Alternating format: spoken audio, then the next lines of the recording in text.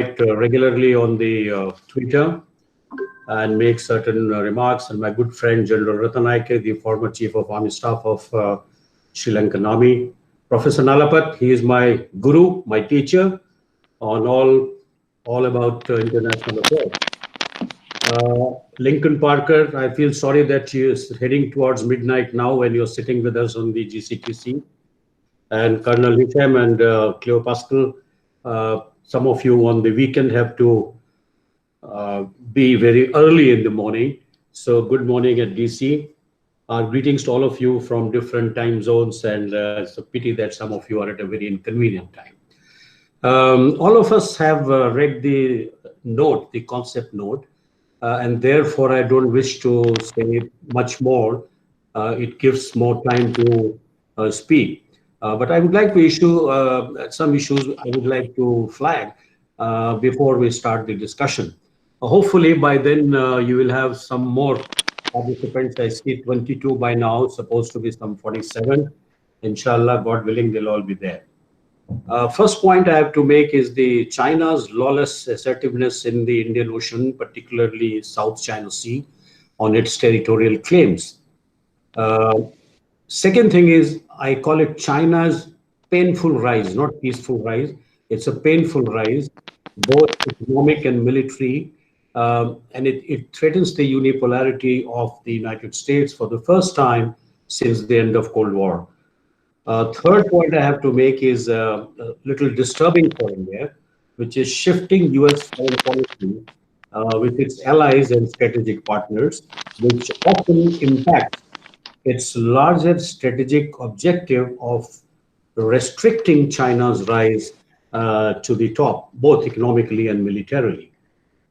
Fourth one is the China's emergence in the Indian Ocean and its deeper than sea equation with Pakistan. It worries us more than anything else, which impacts Indian Navy's maneuvering space in the Indian Ocean by and large, because you seem to be under surveillance all the time now. And lastly, the likely emergence of the multipolarity in both economic and security cooperation sort of mechanism post-Wuhan pandemic are some of the very rapidly unfolding geopolitical scenarios in the Indo-Pacific. So we have a lot to talk. To address some of these issues, we have a very distinguished and renowned panelist. May I request our speakers and the panelists to speak for 10 to 12 minutes each, which will take nearly an hour and a half, and use about half an hour or 45 minutes for Q&A. I request rest of the participants to keep their cell phone on the silent mode.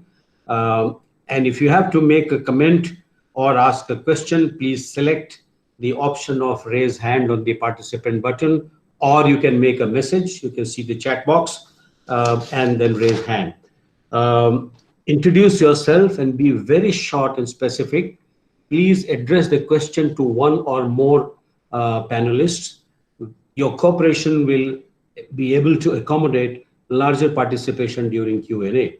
The sequence of speakers will be as in the poster or the banner, starting from left column first and then to the right column, excepting for me in later on.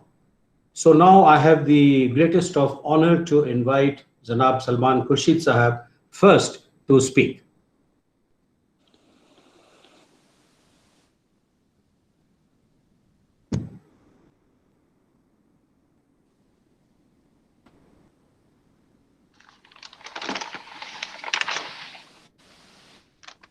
Have you muted the speakers? No, sir. Was I audible? Yeah. Okay. Honorable Salman Khurshid Sahab, you can take the mic. Very good.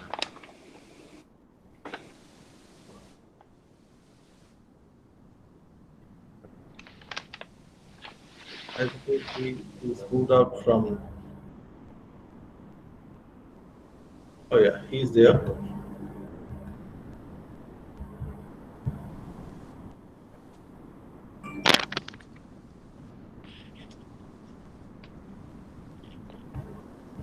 So we can start with Second, General Rob Spalding, if he is not, I guess his microphone is not working right now, so you can. General Spalding, you could unmute yourself and please take the mic. Okay, good morning, everybody. Thank you for inviting me to be a part of this panel. I'm looking forward to the discussion. I think with regard to the Indo-Pacific, there's two main issues related to the military portion of China's rise.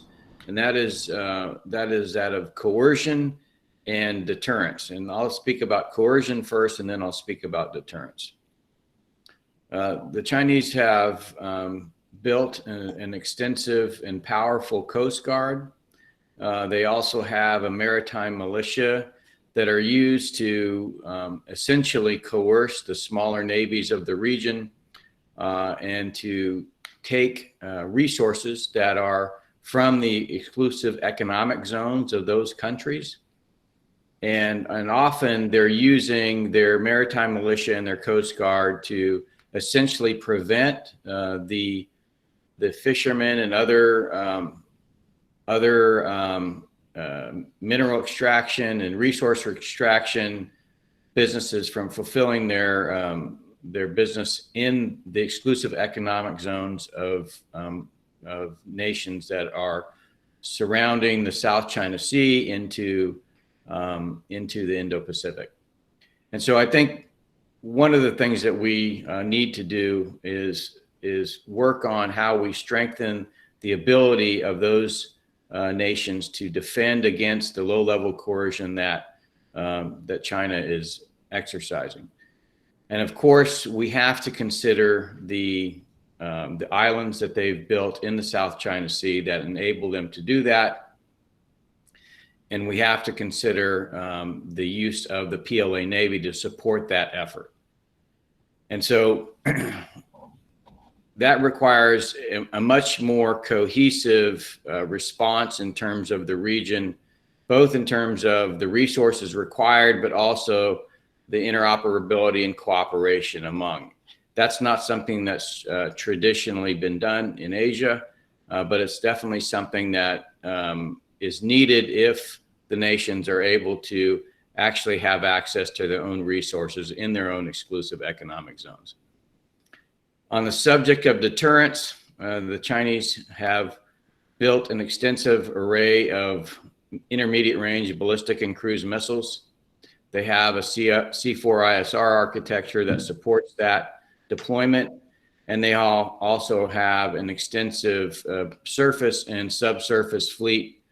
And because of the islands in the South China Sea, the ability to extend air cover over those assets. And so that really creates the risk of conflict in the region. And in order to deter that potential conflict, there needs to be a corresponding force built that provides the same kind of counter to the Chinese. And in this case, I'm speaking about not only the C4ISR architecture required across the Indo-Pacific to support that kind of activity, but also the intermediate range ballistic and cruise missiles that are required to threaten China in much the same way that they have assets that threaten the rest of the region. This also needs to be coordinated across the region if we're going to prevent conflict from occurring in the future.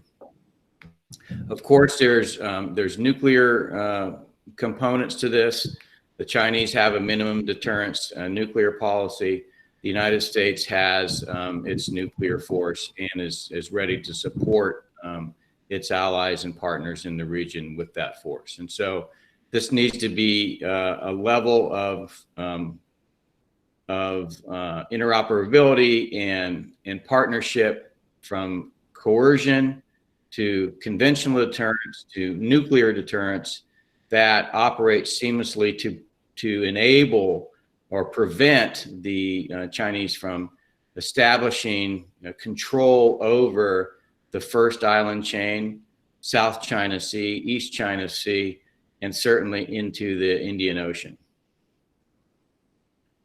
And I'm going to speak a little bit about the national security strategy because I think it addresses many of these issues. So first of all, in terms of coercion, the United States is seeking to work with its allies and partners in the region to strengthen their ability to counter what the Chinese are doing in terms of low-level coercion. They're seeking to help build up the coast guards and the navies of its allies and partners in the region, and to work with them cooperatively to build a more integrated structure for countering this coercion. The national security strategy supports that, as does the national defense strategy. And I think this will be a long-term effort to strengthen the ability of the nations in the region to prevent low-level coercion from China, and to allow them to take advantage of their resources. On the deterrent side, one of the major initiatives that the national security strategy pushed for, and actually we now achieved, was to remove the United States from the Intermediate Nuclear Forces Treaty.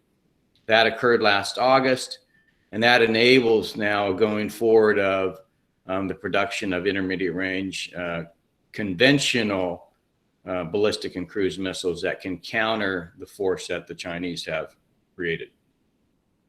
But that requires a C4ISR architecture, and that again requires the cooperation and integration of the allies and partners in the region.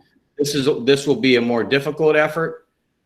We have not traditionally had interoperability between the C4ISR architecture throughout the Indo-Pacific, but it's something that if we don't do that, we're going to have a very difficult time coordinating deterrence across that space.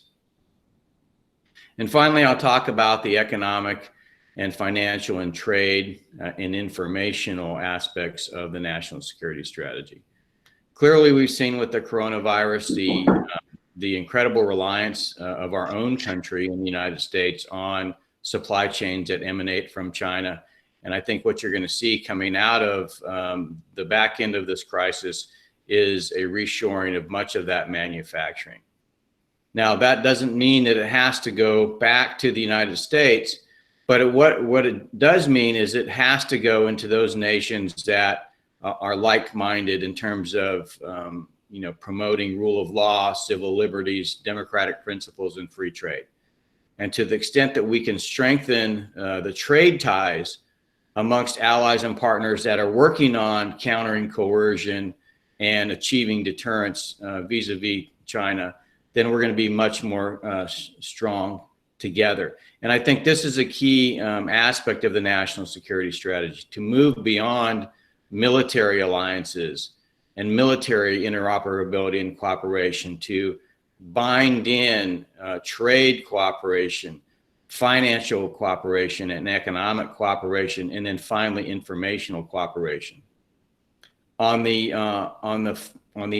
informational cooperation, here a big aspect of the national security strategy was to look at how do we protect democracies from influence from totalitarian regimes like China. And there it really is about data protection. And of course, it's been in the media how the United States has been pushing to with its partners and allies to ensure that Huawei is not built in those nations.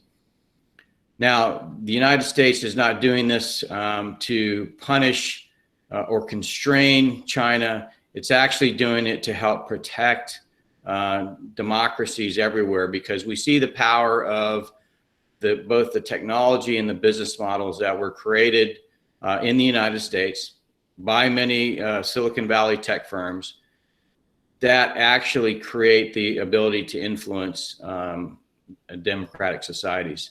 And totalitarians are adopting those tools. Russia, China have been very aggressive in using those tools in our societies. What they seek to do with 5G is to displace the United States as the main platform for information technology. So the smartphone today is a platform. Tomorrow, 5G will be the platform, and the apps and services and business models will actually be built into the city, not into the smartphone. It's very important to understand that rather than using an app on your phone to order food, you know, the cameras and the microphones and the machines that are connected to the network will be the way that you interact with the network. And so all of that data is accessible by the 5G technology. Today, 5G and the standards and the infrastructure and the patented technology, for the most part, is controlled by China. They, in the security area alone, they own 60% of the standards and 60% of the underlying patented technology. Even if you're not building Huawei, you're still building a 5G network according to 3GPP standards, which means that you're building a Chinese network. So we have to begin to think about what it means to have secure 5G, to have data security and data sovereignty with a network that is really being built for telcos to the lowest common denominator. So this is an incredibly powerful tool that we've seen. You know, for your own that these tools influence you to buy shoes. What China seeks to do and what Russia seeks to do as well is to change the political calculation of citizens at the individual level. So I'll leave it at that. I think that's going to be a lively debate and conversation, and I'm looking forward to what the other speakers have to say. Can I invite Mr. Salman Khurshid now?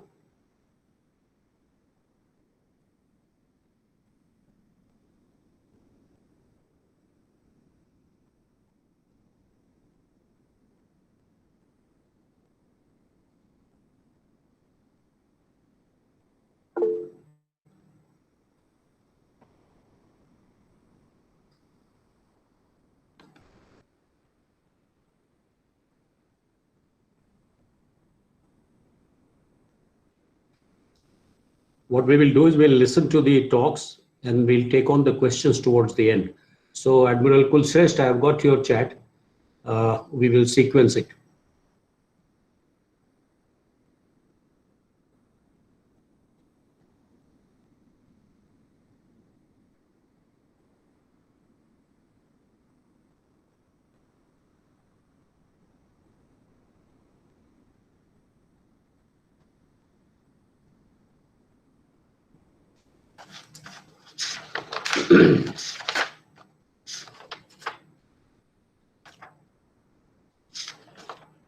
I think Minister Khurshid is still having some problem with the audio. May I invite General Ratnayake, the former Chief of Sri Lankan Army.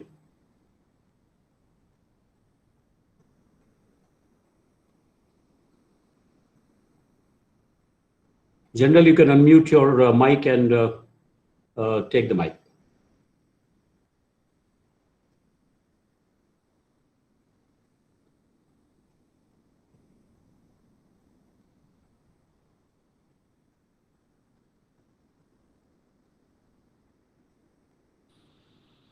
Can you hear me? Yes, loud and clear. Right. Thank you. Thank you for the opportunity. I'll straight away start. This is a great opportunity to meet all of you. Good evening to all of you. And I have prepared my speech answering the questions that you have posed, and the relevant questions here when I read the initial narrative. And first one, if I take, will the Indo-Pacific become a battlefield in the US-China rivalry? It is no secret that USA and its allied states have fear on China on number of aspects. And in that, some strategic calculations suggest that Indo-Pacific region becomes a hotspot in the rivalry for a number of key reasons.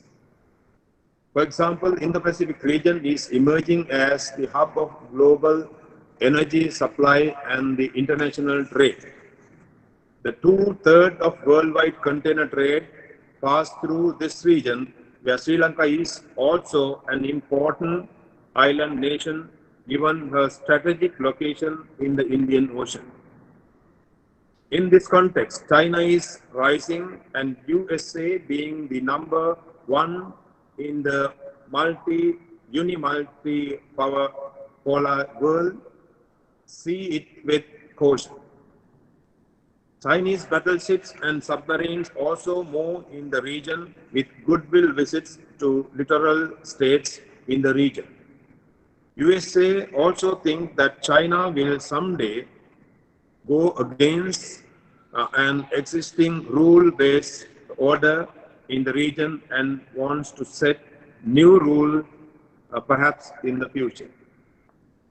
Whatever the arguments or counter-arguments, I think that US-Sino relationship is still between cooperation and competition. China needs USA and vice versa, and the two powers are still interdependent in many vital areas. Both powers recognize that technology and connected trade has made them inseparable despite competition. Both are nuclear armed, and interestingly, the region is home to few other nuclear armed states, namely India and Pakistan.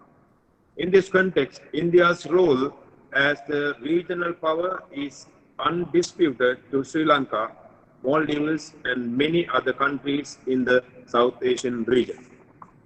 If I may take the second one, how does counter-terrorism fit into the Indo-Pacific construct?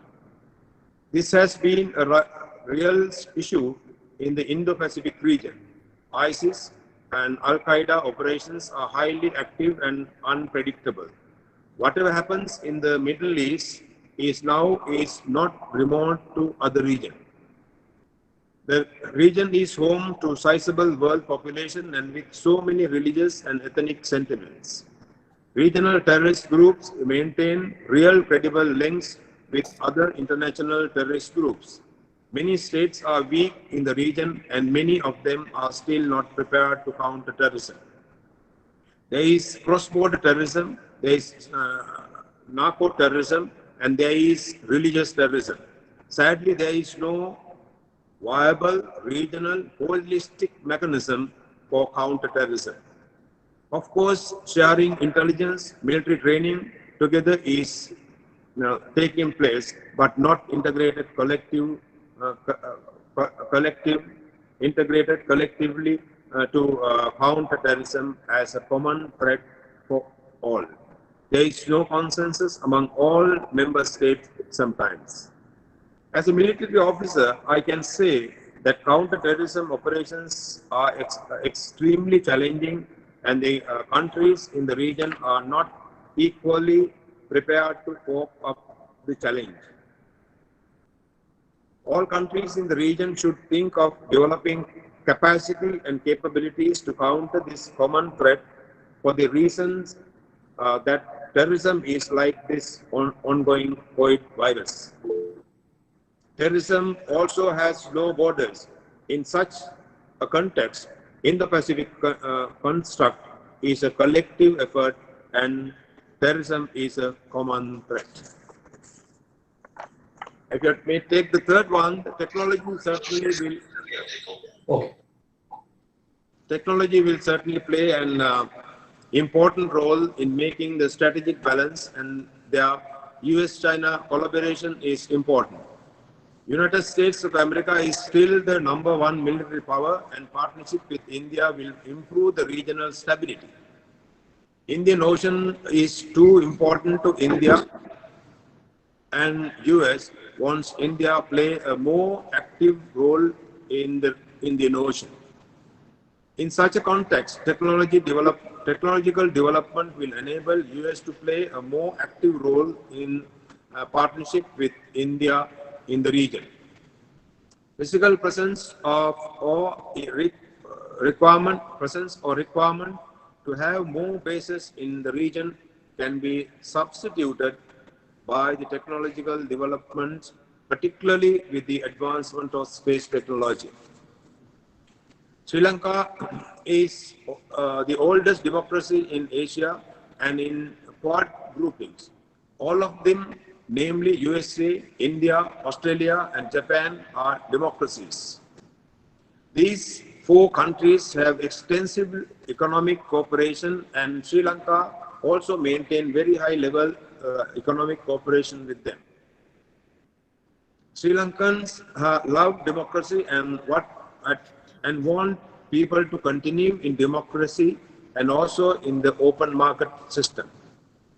What is about the grouping of big democracies, and Sri Lanka is a non-Quad country only for being small in size. Sri Lanka is optimistic that Quad will strengthen the security of not only big democracies, but small democracies like Sri Lanka as well. I'm not an expert of when you take about the Japanese democracy defense capability. I'm not an expert of Japan or Japanese defense capabilities either. However, I see that Japan is now modernizing its self-defense forces significantly with offensive capabilities. Like in the past, security threat against Japan now are more complicated.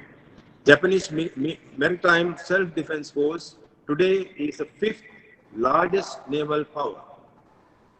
Japan continues to look to the future and particularly cautious about possible threats emanating from North Korea and China. Japan is alert on her security issues in the region and so her armed forces. Japan ranked 5 out of 138 countries considered in the Global Firepower Index in the year 2020. I think we should focus more on maritime diplomacy in this aspect. We can have a high level of transparency in all maritime affairs, whether it is trade or security affecting the Indian Ocean region. We can reduce miscalculations and accordingly we can think of what really need to ensure the security in the Indo-Pacific maritime domain.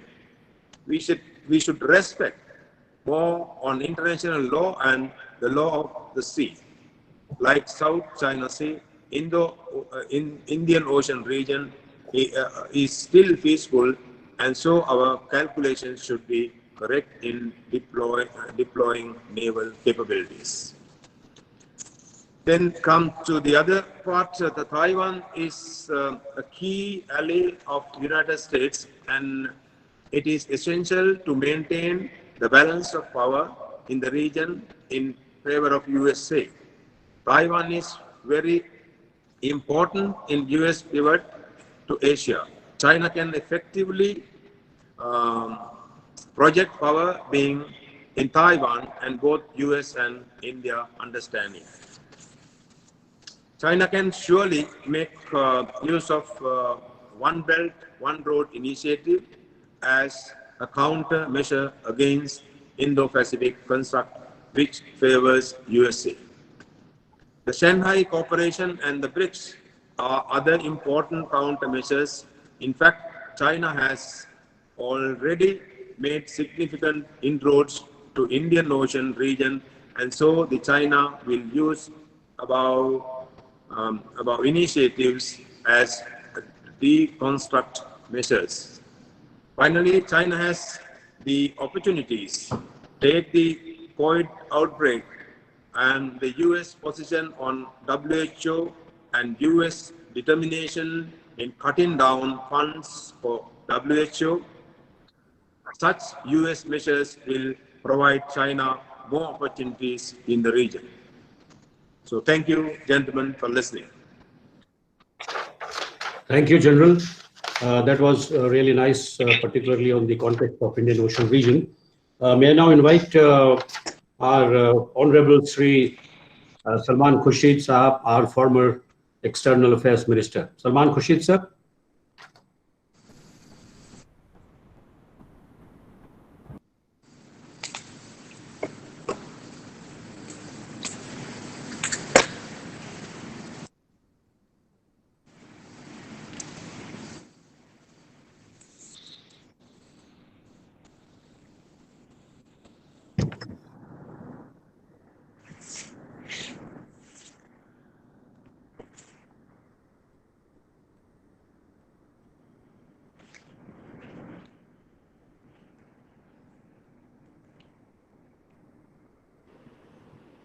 Can you now hear me? Can I get through Yes, now? sir. Yeah, finally, I think. I'm sorry that there was some trouble. I've just been reflecting on the introductory statements have just been made. I will make a very short statement, particularly because I do believe that there isn't yet a consensus on the Indo-Pacific construct. We still have varying perceptions. There are varying perceptions, and we cannot assume that we've finally settled on a proposition that will provide a single fit for everybody's perception. Now, let me just say that our foreign policy at this point of time is going through is malleable. It's going through interesting changes, change of perception, articulation, and I believe that the same is certainly the case for the United States of America. India needs to understand a lot better what the United States position finally is on China. China and United States have a lot in common, but they also quite clearly have a lot which is not in common. Now, where do we get to position ourselves? We are not going to be able to change our postures and positions constantly. We have some very important engagements with China which are in the pipeline, and one very important engagement is settling our border issue, which will be a very gigantic task, and on which we have committed ourselves now for over 20 years. We need to find a solution, and it can't be that we get drawn into a construct, or we get drawn into an architecture which will create problems for us in terms of the gradual and very steady improvement of relations with China. I can't say that they're entirely satisfactory, but they certainly are not relationships on which we have any serious problems. We have concerns. We have concerns, for instance, on balance of trade. But that concern on balance of trade we are trying to address. We're also looking at which is the country in our neighborhood that has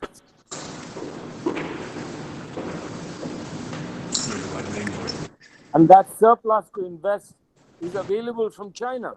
Now, unlike many other countries in Southeast Asia, India has been careful about the aesthetics and the perception of Chinese investment. We've been happy with Chinese investment that doesn't look very significant out in the public place. We are not, for instance, being able to yet get to a point we can say this airport has been built by the Chinese, or this road has been built by the Chinese, as many other countries in our region are quite happy and quite proud to be able to say. Therefore, I would say that I will just caution and add a caveat to our discussions today, that India's position cannot be assumed to be compatible with or necessarily adjustable with the overall architecture that's being discussed. India will need a lot more reflection in India will need a lot more groundwork before India can firm up its position in these areas. But on the broad principles, we agree. We agree on maritime diplomacy. We agree on rule of law. We agree on non-obstruction and free access. We agree to protection of the sea lanes, etc. On that, we all agree. What is the element of cooperation? Are we, as Indians, willing and prepared to cooperate in the manner in which we are expected to cooperate? And it cannot be, as far as I can see it, it cannot be directed against China.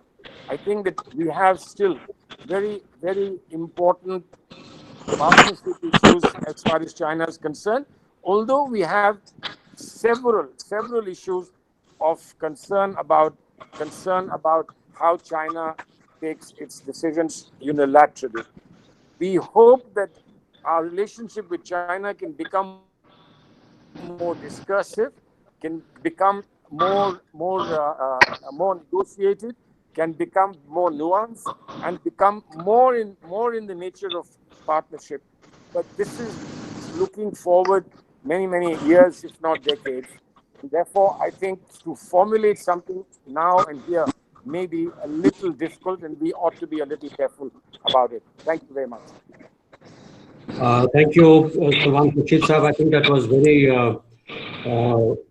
very important words of wisdom, and nobody could have given that perspective better than what you did.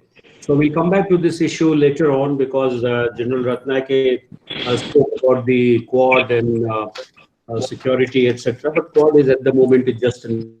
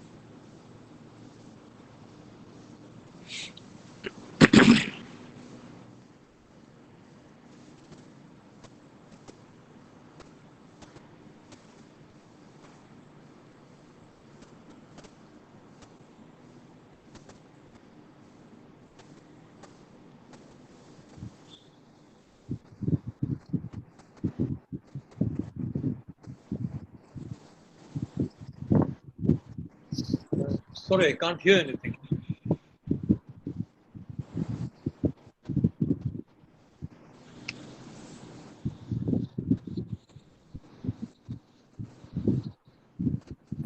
Professor Nalapat?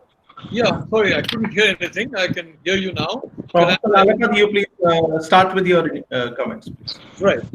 I just want to say that I mean, I've been listening very intently to all the various presentations, and including with Salman's.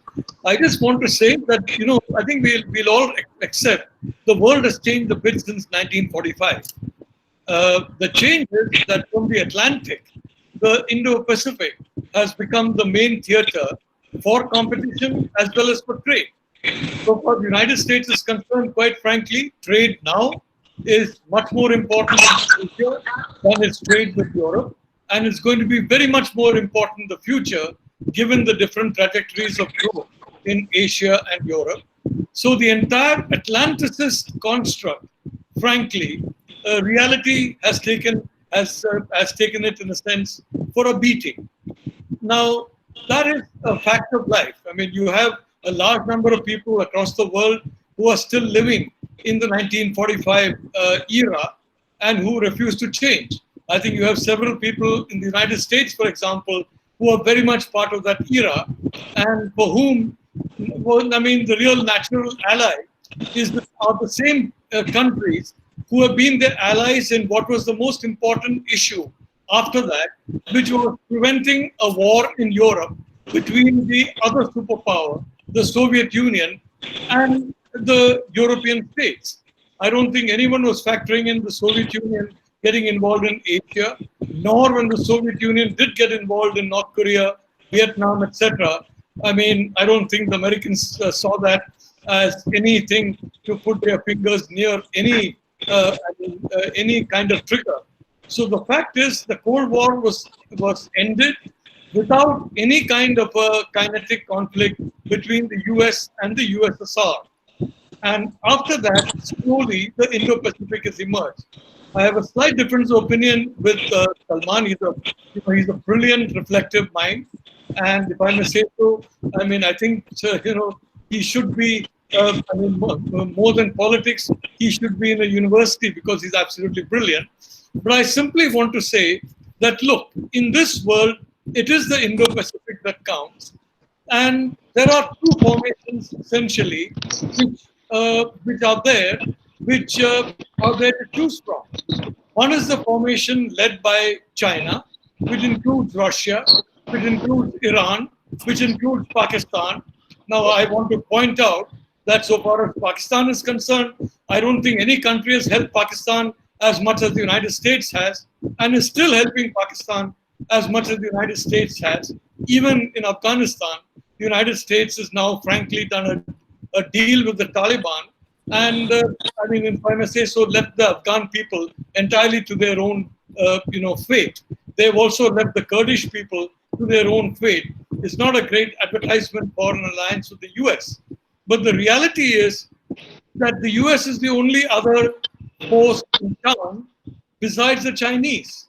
And frankly, I fully share Salman's view about multiplying links with China. I agree fully with that. It's a country I visit very often. It's a country I'm very familiar with. And I do agree we have to multiply a lot of links. But security is not a zone where we can multiply those links. In my way of thinking, so far as security is concerned, including the technology aspects, it is only the United States which can be the main partner along with India in any such grouping. For the main reason that millions of Indians have already decided. I may have a point of view, Salman may have a different point of view, Aditya may have a point of view, we all, General Sinha will have a point of view. But I just want to point out millions of Indians have already decided. Millions of Indians are now American citizens. Hundreds of thousands of Indians are working in American tech companies. If you talk in terms of Indian Americans, and if you talk in terms of Indian Indians, citizens of our country, it's counted in almost in the million working in the tech industry. Now, Trump has recently announced some names, and among the top 10 names are at least about 2 or 3 Indians. Indian Americans, and one Indian among them. So what I'm saying is, the people of India have already decided that in matters, it need not be the White House, it need not be, South Bloc. The people of India over the last few decades has already decided whom the allies need to be. And what is the central purpose of this alliance? It is definitely not to have a war with China. Frankly, it would be as much a catastrophe to have a war with China as it would have been to have a war with Russia and America in Europe. It would be as much a catastrophe to have a war with China in Asia between a US inclusive alliance and China inclusive alliance. So the idea is, as happened after 1945, not to make war, but to avoid war, and that is avoid war through deterrence. There are different theaters where, frankly, a war is in fact getting more and more likely. One is the Korean Peninsula. The other is Taiwan. Again, Taiwan is a place where I go even more often than I go to China. And I must say that, I must confess, I have a small bias. I like that place. I like spending time in that place. And it's amazing how they've become fully acclimatized to democracy in just a few brief decades. But the reality is the South China Sea and various other issues, there is an increasing likelihood of a kinetic conflict that would be a disaster for the world. In my view, the best way of avoiding this kinetic conflict, which in a sense will also be friendly to the long-term fundamental interests of China, is to form an alliance that will deter any group in China or any other country, I mean the United States or China or any other country, to initiate a conflict, a superpower conflict. The point is, India has got this policy of no first use of nuclear weapons. So I would like to see the two superpowers have a policy of no first use of conflict in theaters where the other will feel obliged to jump in. Taiwan, for example, Korea, South Korea, for example, South China Sea, for example. I mean, you can say the Americans can choose not to interfere, but if they do not interfere, I think, frankly, the American presence is going to shrink to very, very small levels. So I want to say that today's task is to prevent a war between the two superpowers, the US and China. Now, of course, Rob Spalding is talking about 5G. I mean, he's not mentioned the very many advantages of Huawei 5G, which are making even some European companies go to Huawei, and including the large investments that Huawei is likely to make or is willing to make, as compared to, if I may say so, the zero investment that American companies are making. India is not entirely a rich country. I mean, some, in fact, believe it or not, we're not really a rich country. So I'm not going into those issues at all. I think a lot more will need to be done to persuade India in some commercial matters. But as security is concerned, in my view, there's no argument. And that is that we need to have an alliance that includes Australia, that includes China, that includes Japan, and that includes various other democracies. And may I say one last word? For heaven's sake, the United States, don't drag the Europeans everywhere you go. We have a history with Europe, and it's not a pleasant history. We don't have a history with Australia. We don't have a history with the United States. We have a history with Europe. So you plant Britain in Afghanistan. You plant the Italians in Libya. You plant the French in Syria. Look, we're not going back to the League of Nations period. So please don't drag the Europeans with you. What we need is a construct between Asia and partners who are, frankly, do not excite the hackles of people in Asia. A large part of the US failure in many of these theaters is because of the complete ignorance, if I may say so, of local psychology and local, if I may say so, feelings of nationalism and patriotism. If you go to the United States, you'll find US flags everywhere.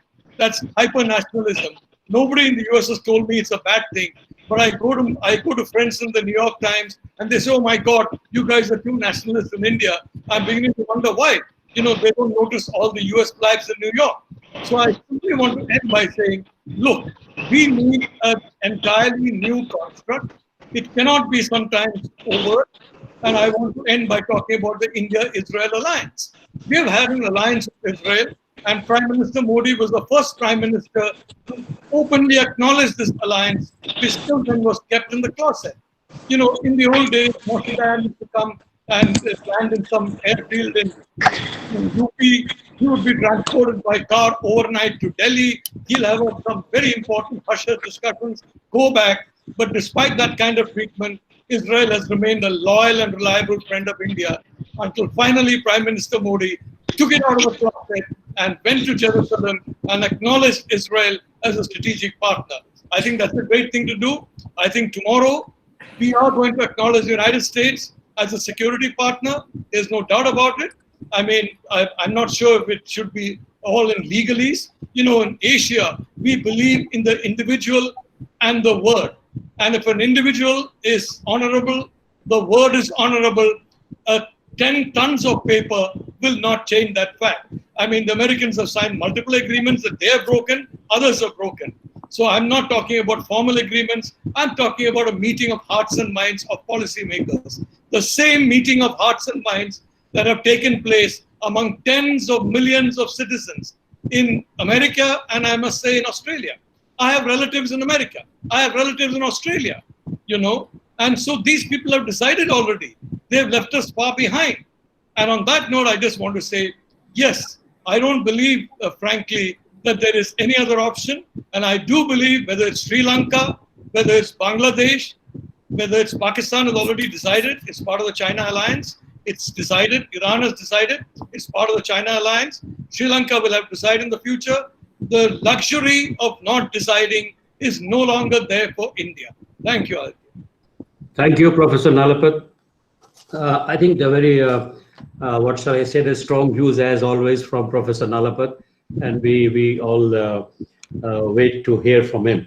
May I invite Mr. Lincoln Parker to join the talk, and please unmute yourself. Parker, please, yeah, and you can start talking. Thank you very much. It's absolutely a pleasure to be here, and I thank you all for the honour and privilege of addressing you tonight and being on such an esteemed panel, and probably the only panel member other than the Indian folks that has any idea about what the game of cricket is about, and for that, hopefully we can chat about that later.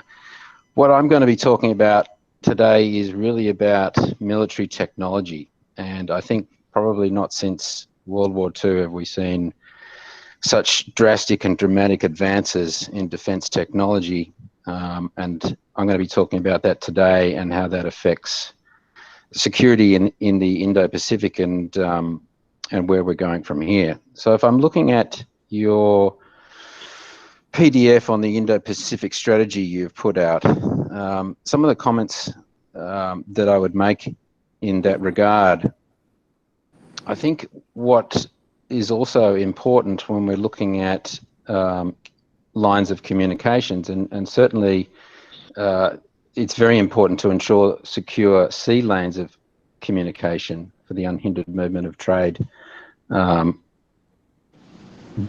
I think what we also have to understand in today's world of technology, that it's not just sea lanes of communications. We need to be looking at space lines of communications, for instance. These are the sorts of things that will affect sea lanes via disruption or disabling of GPS and other communication systems using space-based systems that we're seeing are becoming ever more prolific up in space and indeed on the ground as well.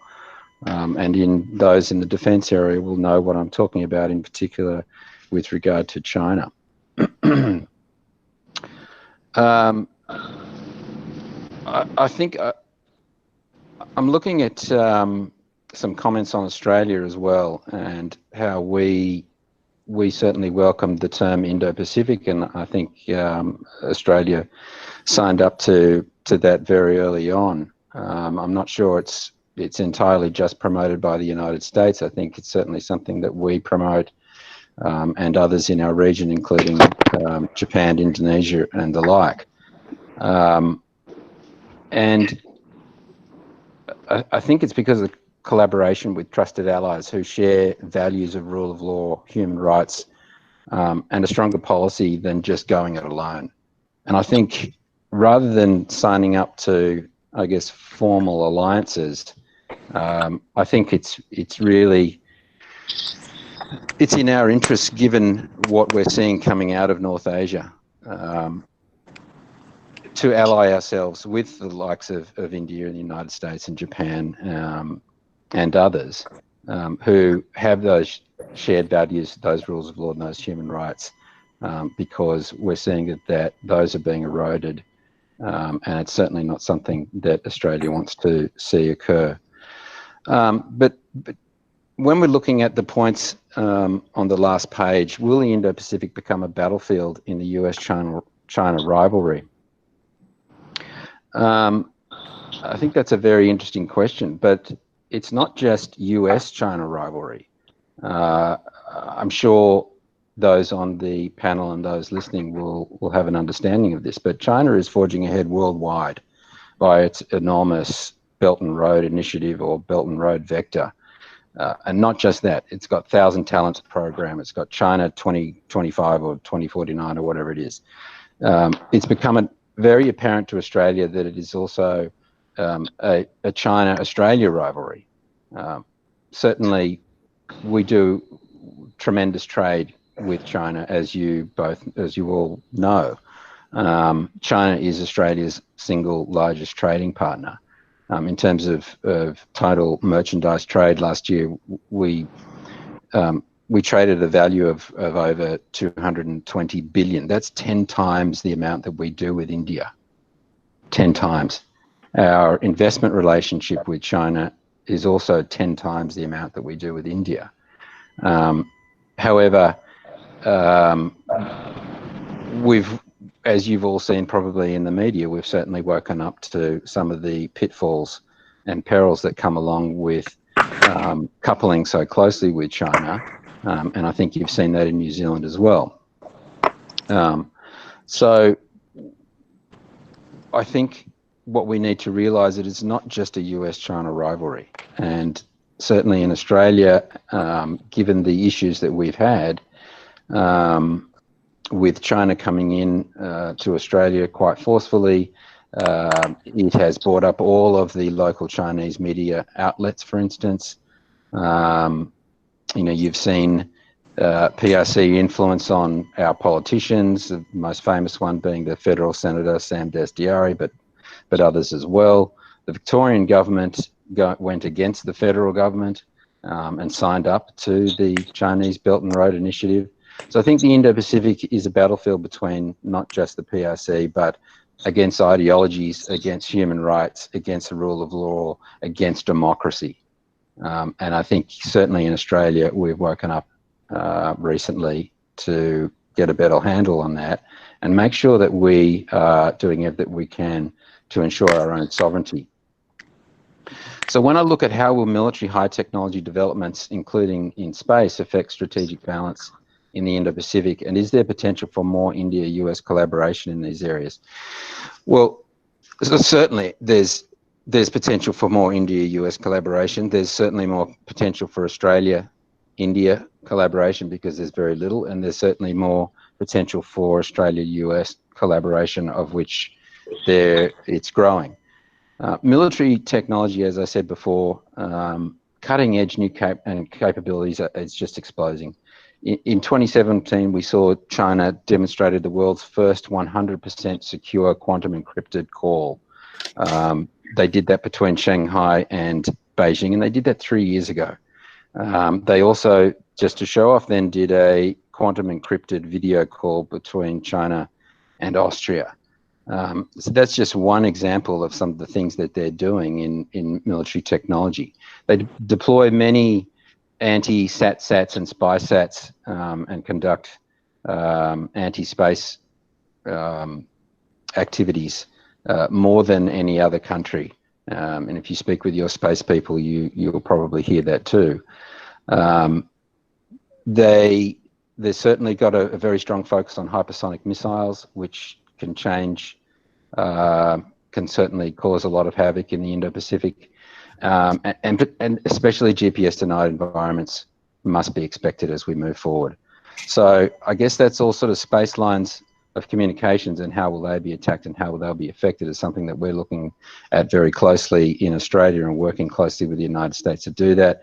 How do you track hypersonic missiles, for instance? It's very difficult. How do you navigate without GPS? So position, navigation, and timing. How do you precisely target without GPS? So these are the things that, in terms of military technology in Australia, these are the things that we're looking at. We have some cutting edge capabilities, niche capabilities, unlike the United States does a lot of things well, India does a lot of things well. But I think if we could collaborate closer, we can solve some of these problems. And just to give you a taste of some of the really interesting things that we're doing in Australia. So we lead the world in quantum technologies, not quantum computing, quantum position, navigation, and timing. We have 2 projects going right now, funded by both the federal government and the New South Wales government, Office of the Chief Scientist and Engineer, to produce, I guess, 2 prototypes in quantum PNT. And so we have, and I can't mention who the universities are, it's a little bit sensitive, but those will be finished at a TRL level of 6 within 12 to 18 months. the trigger has just been literally pulled last week. So it's going. And these are the sorts of things where we lead the world, and we should be collaborating with the likes of the United States and our allies in particular. Would be great to see India there as well. So in terms of other high-tech developments that we're seeing, we're very much focused on combating hypersonic missiles. And again, Western Sydney University is working in close collaboration with the United States Air Force Academy. At the moment, we've got 2 modules of a new development going up on the International Space Station. This is all publicly known information. This technology is based on what's called a neuromorphic technology. It's a neuromorphic event-based camera. It's passive. It's unlike most cameras. It only detects change. So you can see straight into the sun. You can detect just about anything anywhere. So initially it was developed to look for spy sats and anti-sats from the ground, but now it's going up on the International Space Station to look for sprites, which is upside down lightning. But in fact, it's turning out that neuromorphic cameras are actually the perfect sensor to track and spot explosions, hypersonic missiles, and indeed the next step is being able to see. We can already see through bushes. The next step is to see under the surface of the ocean, which would be the holy grail. But so I think really what I'm trying to get at is that collaboration in high tech can change the game in some spaces, and certainly that's something that we're looking at doing, and we are currently doing with our allies in the United States to push back against some of this coercion, loss of sovereignty, and encroachment that Australia is seeing, particularly around our Pacific Islands, but also, as you know, also into the Indian Ocean. So that's about all I have to say, ladies and gentlemen. And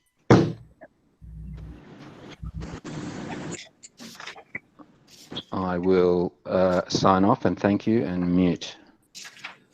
Thank you very much for your comments.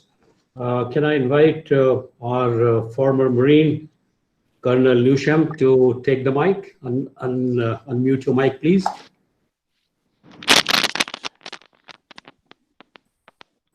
Thank you. Okay, I think I've done that.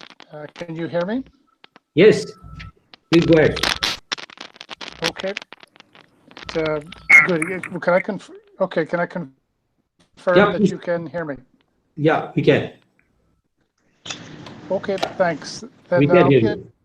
right into it. Thank you for the opportunity to join in.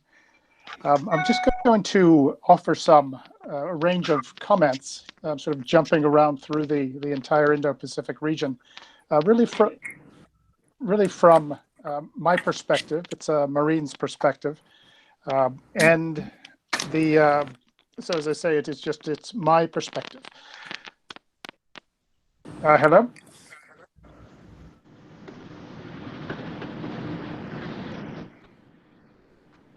Yeah, please go ahead. I'm sorry, can We can hear you. Can you hear me? Go ahead. Yes, yes. Go ahead.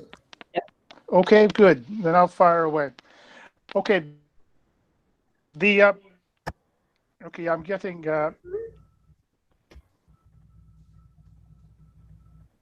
okay, it's getting the sounds not so good. Okay, thanks. Basically the US is trying in the Indo-Pacific really to protect its interests, and the danger of the fear here is that if we don't protect it in Indo-Pacific, we're going to lose it worldwide. If we're driven out of Asia, if we're sort of superseded by the PRC, there's going to be a cascading effect, and one can see a sort of a much broader sort of loss in U.S. national prestige and power, and that goes with it has an effect on everybody who actually is aligned with us. And something that really is new is that the PRC is by far the biggest threat that we've ever faced. It is one that could defeat us. In certain circumstances, it could actually take us in parts of the Indo-Pacific, particularly the closer you get to China. Would the PRC actually sort of occupy Washington or something like that? Probably not. But we could find ourselves as the kind of country that has to ask, what will China think before we do anything? In some respects, we've gotten a taste of this with the coronavirus and that dependence that we have on Chinese manufactured medicine. And that is a very real concern. It's the first time that I can ever think of that in my lifetime. Why is the Indo-Pacific the key battleground? I think basically it's the place that China can put the most pressure on us and strike the first blow and try to get us out of the region. I don't think there's a deal to be cut on that. In some respects, this is I would see this as a fight to the finish. But one thing also that's particularly important from a U.S. perspective now is the need for alliances. This is really the first time in a long time that there's a increasing recognition that alliances are indispensable. America simply cannot deter, or certainly not take on China by itself. It just doesn't have the resources. And speaking militarily, one can just do the math. We find that in the South China Sea, we're generally outnumbered 10 to 1, just in terms of ships. And that's not really what you want to have. Another example of how we need alliances and the resources they provide is you take, for example, America has about 4 amphibious ships in the Pacific region at any given time. That's not very many. But if you go from South Korea over to India, you find that friendly nations have about 55. So you can see hopefully then finally there's a recognition that America can't do it by itself. Additionally, the importance of alliances has been highlighted even more, particularly in the importance for bases and access. When we see that we aren't so certain about some of the things we thought we could count on, the Philippines, Thailand, for example, even in the Central Pacific, Federated States of Micronesia, there's some concern about that as well, the Solomon Islands as well. So the alliances are viewed very differently now than they were just a couple of years ago. There was sort of a pro forma aspect to alliances where the fact that we kind of got along with each other, that was considered enough. But those days are over. There needs to be more of a contribution, a sort of a more equal sort of operational aspect to alliances. And I say that is a big change that we're seeing. Some of the criticisms that is often given about this current administration is that it's too rough on its allies. But I would suggest that one way to look at that is partly it's the first administration that's actually said, America needs the allies to do more, needs our partners to do more. And there's actually some truth to that. I would point out Japan, for example, where Japan really isn't doing very much. And Mr. Trump is the first one to ever ask the Japanese to do more, or actually try to insist on it. Other administrations have, but the Japanese say, no, this is the most we can possibly do. And everyone else just says, okay. But what you've got is a relationship that is so imbalanced that it's, I'd say, fundamentally a weak relationship. So there's the nature of America's relationships has got to change. Another sort of point of interest is, and I want to talk about specifically, is Taiwan. The importance, I see it as really fundamental to the entire U.S. and our sort of partners' positions in the Pacific. Just the geography alone, sitting astride the first island chain. If Taiwan is lost, that there's suddenly the first island chain is breached, the entire sort of Western or free world defense position as well has been breached. But also there's a political psychological effect. If America is seen as not reliable, that it can't defend its friends, that would be a ripple effect that we would see throughout really throughout the world. And I would note that I've never heard anybody say America should start a war over Taiwan or really over anything else.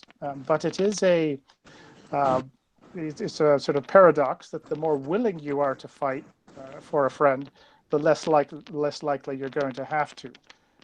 Now, another point that has been mentioned is America a reliable ally? Can you count on it? And that's a fair enough question, if you ask me.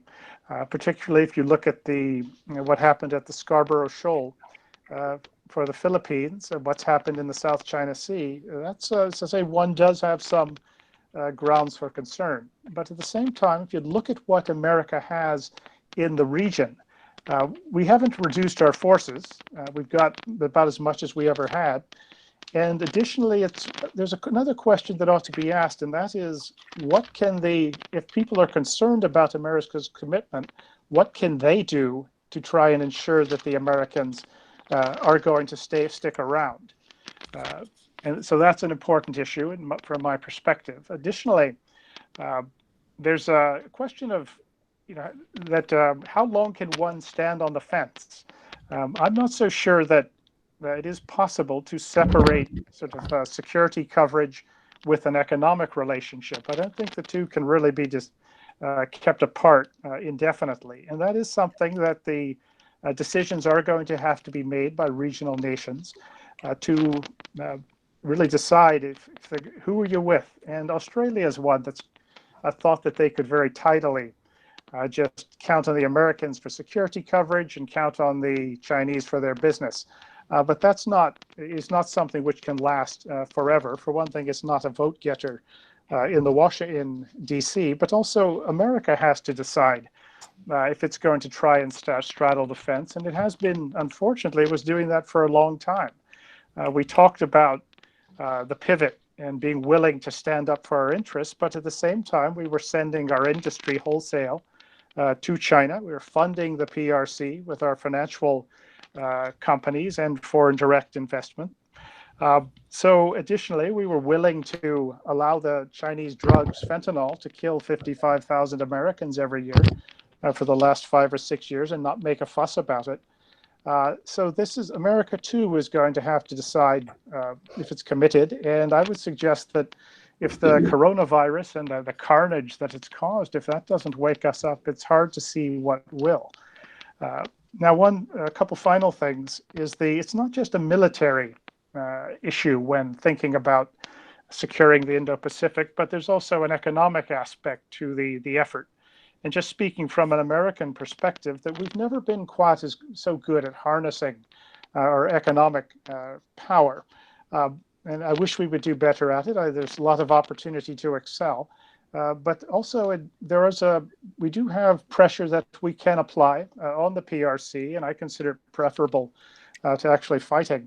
And that is, we have the really financial pressure that you can put on China, owing not least to the fact its currency is not convertible. And without US dollars and convertible exchange, the PRC is in a lot of trouble. You can delist Chinese companies from the New York Stock Exchange. None of them should have been listed in the first place. And also, if America can get its own financial house in order, that would be the equivalent of building at least a dozen aircraft carriers. So that's just one aspect of the issue that I wish we would. I hope we do pay more attention to it in the future. And finally, I'd like to just briefly talk about India. And I can assure you that the Americans view India as somebody they want to work closely with. That's pretty obvious. They have to go about it the right way, of course, and that's I think has been something of a challenge over the years. But one thing that I would ask sort of the Indian side is what does India want America to do? That's one of the questions that nobody seems to quite have the answer to.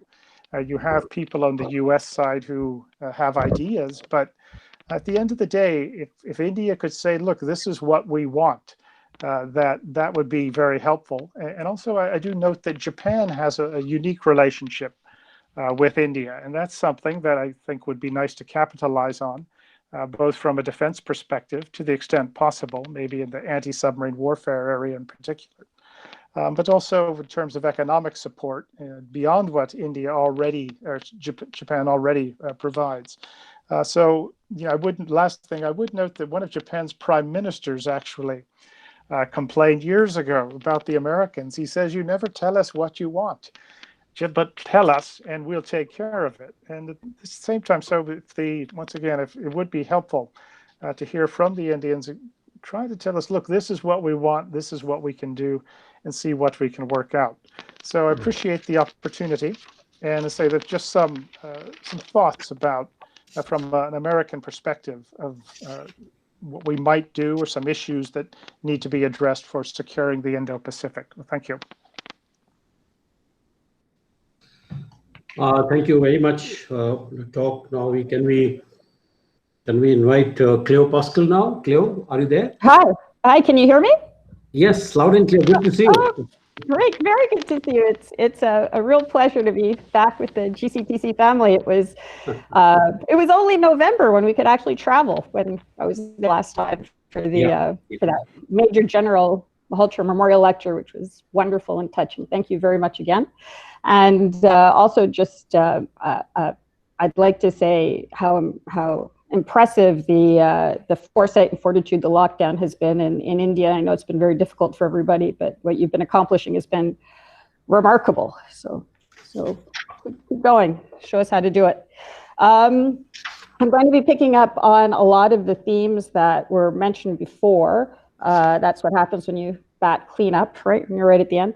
And in particular, I'm going to go straight to how China managed to do what it did, which is seemingly come out of nowhere and be everywhere.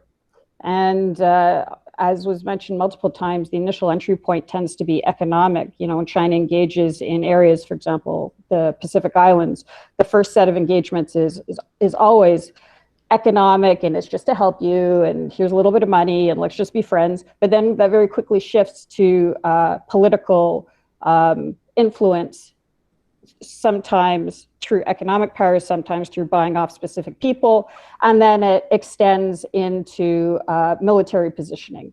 So since we're such good friends and we're going to take care of you anyway, why don't you let us put port in, for example? And that gradual acceleration of embeddedness and engagement has that commercial face. And for a very long time, China was very good at being able to say these engagements are just commercial. So that port, for example, it's just a commercial port. And then people started wondering, well, maybe is it dual use? Is it commercial and military? And once that became quite clear, now the third set of questions has to be, and what is the corruption component to that? Because when China goes in economically, what you tend to see is the economic face, the strategic backbone, and then a very deep strain of corruption, which can be incredibly destabilizing for the countries involved.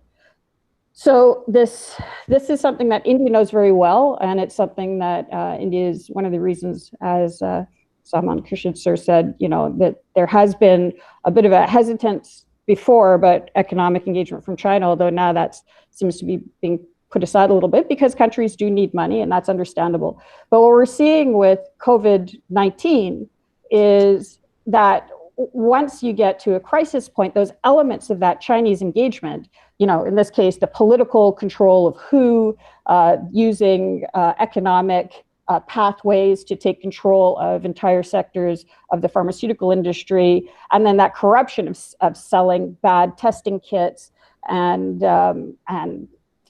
fake drugs is coming to the fore.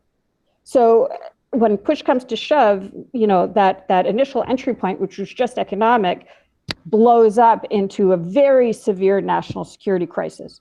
And what we're starting to see in the US is pushback against that in a way that we haven't seen before because of COVID-19. So there are bills being presented to sue China, to offshore medical supplies from China to somewhere else, maybe the US or maybe India or somewhere else, at least diversify supply. Medicine is now being moved into national security as an issue as opposed to just an economic supply chain issue. Now, China obviously knew that this was a national security issue, which is why they wanted to gain control of those supply chains. And now other countries are starting to see exactly what China did when it was given the possibility to engage in the systems in such a way. So the systems have started to wake up in a way that they hadn't before to the strategic implications of this economic dependence on China in everything. This was also mentioned by Brigadier General Spalding in terms of this issue of onshoring of medicine, and I can tell you, I'm here in the U.S. and every day new bills are being proposed to try to see if there's a way of isolating China economically. Now, this is a little bit like somebody who got very, very drunk the night before, waking up with a very bad hangover and saying, I'm never going to do that again. I'm going to totally change my life. Everything's going to be totally different. You know, the crisis is spurring some quite fevered action, especially because there's an election coming up. People are stuck at home. They're losing their jobs. And it seems to be more and more clear that this is because of China. So there is an opening now for finding alternatives. And as mentioned, if you go from economic to political to military, and most of the discussion has been about military, and you want to try to not have a war with China, if you can uproot some of those economic foundations of that engagement in other parts of the world, then you weaken the rest of the structure, you weaken the political influence, and you weaken the military threat. So in many ways, the solution is going to come from many different countries. And one of the key countries that I think people are looking to in a way that they haven't before is India. So while China was threatening to withhold medicine from China for COVID-19, India offered to share a very valuable supply at a critical time. And that will be remembered. Maybe it's the US, so maybe not for long, but it'll be remembered during this transition time. But there are many, many other ways where India can start to engage and displace pieces of China's economic embeddedness. Now, we've had this discussion before at GCTC, and I'm often told, oh, the Indian government is overstretched, these aren't priorities. And I want to be very clear. I'm not talking about Indian government policies. India is not China. India's government does not direct economic policy in an authoritarian manner.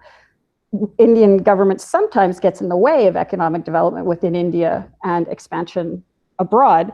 And so what I think the role of the Indian government would be is not to necessarily make this happen, but at least get out of the way so that Indian companies can do it. I'm here in the US now, as I mentioned.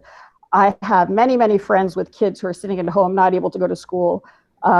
They would pay vast amounts of money to have an Indian tutor one-on-one live with their kids for 2 hours a day just so that they could go and have a nap or get some sleep.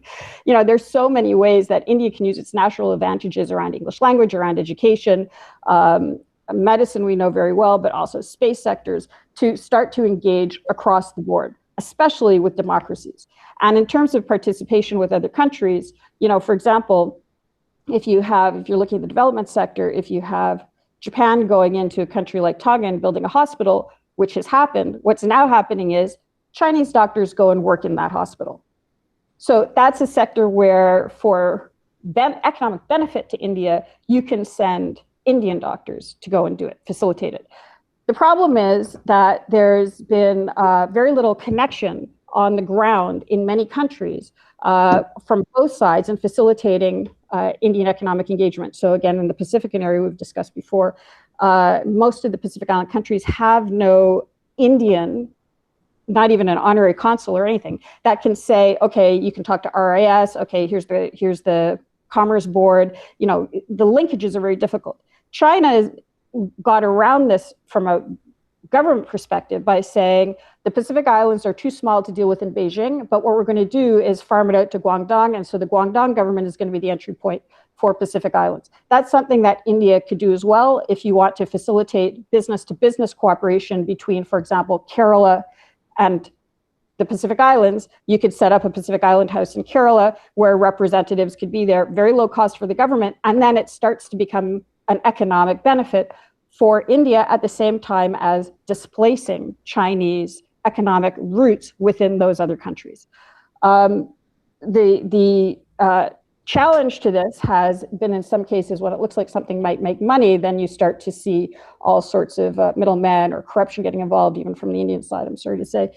So it would just be a kind of largely a matter of making sure that within India, it's the things that have held back Indian domestic economic development don't hold back India's huge opportunity, which would be incredibly grateful and a huge net security provider for going out economically to try to displace some of what China is doing on the ground. There is an opening. Countries don't trust China anymore. The whole extreme racism against Africans in China at the moment has made a lot of African countries, the political leaders who are getting paid off by China are going to have a much harder time gliding over that when their elections come next. So there is there are openings that weren't there before. And if that economic element is included in the strategic assessments of how India wants to re-engage, then perhaps we can avoid some of the political and some of the military components of what might be coming down the line. Thank you. Thank you very much, Cleo. I think that was a very clear-headed articulation. I just want to make one point that it would happen. It is a lot of things are work in progress out here. You know, we opened our economy only in 1990, 1991, and therefore a lot has to happen, you know, before India can really think of expanding its tentacles all over the world. We have a problem, but the present Prime Minister has started talking to the Pacific Islands. He has invited all of them, and there is a fair amount of progress. The only one small hurdle that I see as a naval man is that whatever assistance in building the capabilities that is being done in these island states, that must be shared. The knowledge must be shared. Let's say Australia is doing something, India must know, so that we don't duplicate the effort there, because we don't get to know. Similarly between US and India. They're doing something in Sri Lanka, we didn't know. And we wanted to help Sri Lanka in doing that. Okay, our system is slow. We are quite disturbed with our own bureaucracy for a long, long time, but hopefully we are on the path of going forward. So thank you very much, all the panelists. Let me go back to the questions so that I don't eat up too much of time. Vimal Waklu, he has a question for Colonel Newsham that what's saying it has generally been soft and how about terrorism? Mistakes. Tends to get blackmailed due to mistakes it has committed in Afghanistan. Why can't US be forthright in dealing with terrorism? That's a question. Colonel Newsham, could you unmute your mic and like to take this question?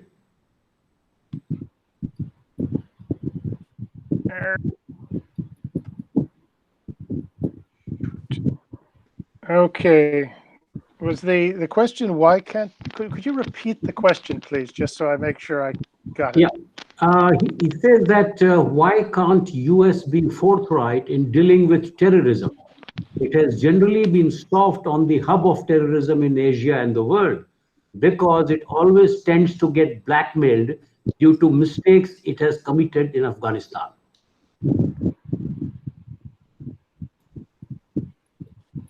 Huh. It's okay. In as much as I can sort of narrow down the answer, it's I think Bin Laden would perhaps disagree, but there's a point there. It's because thinking about it, and this probably applies to just about everyone on this call. Probably most of our lives we've been involved in terrorism. It's been an issue sort of my entire adult life and before that. And it does get, it gets addressed, I think, somewhat inconsistently, not always the way that I would like it. But so it often needs, I think it needs to be looked at sort of in specific cases, in particular terrorist groups, terrorist activities, and more importantly, the countries supporting them. The question here is Afghanistan. That's one that, you know, I'd be hard pressed to actually come up with a sort of sort of a good sort of explanation of what America's done there for almost the last 20 years. I think we haven't handled it very well. Maybe that's the way we always do things. Certainly spending $45 billion there a year for a good long while was ill-advised, that we could use it doing other things.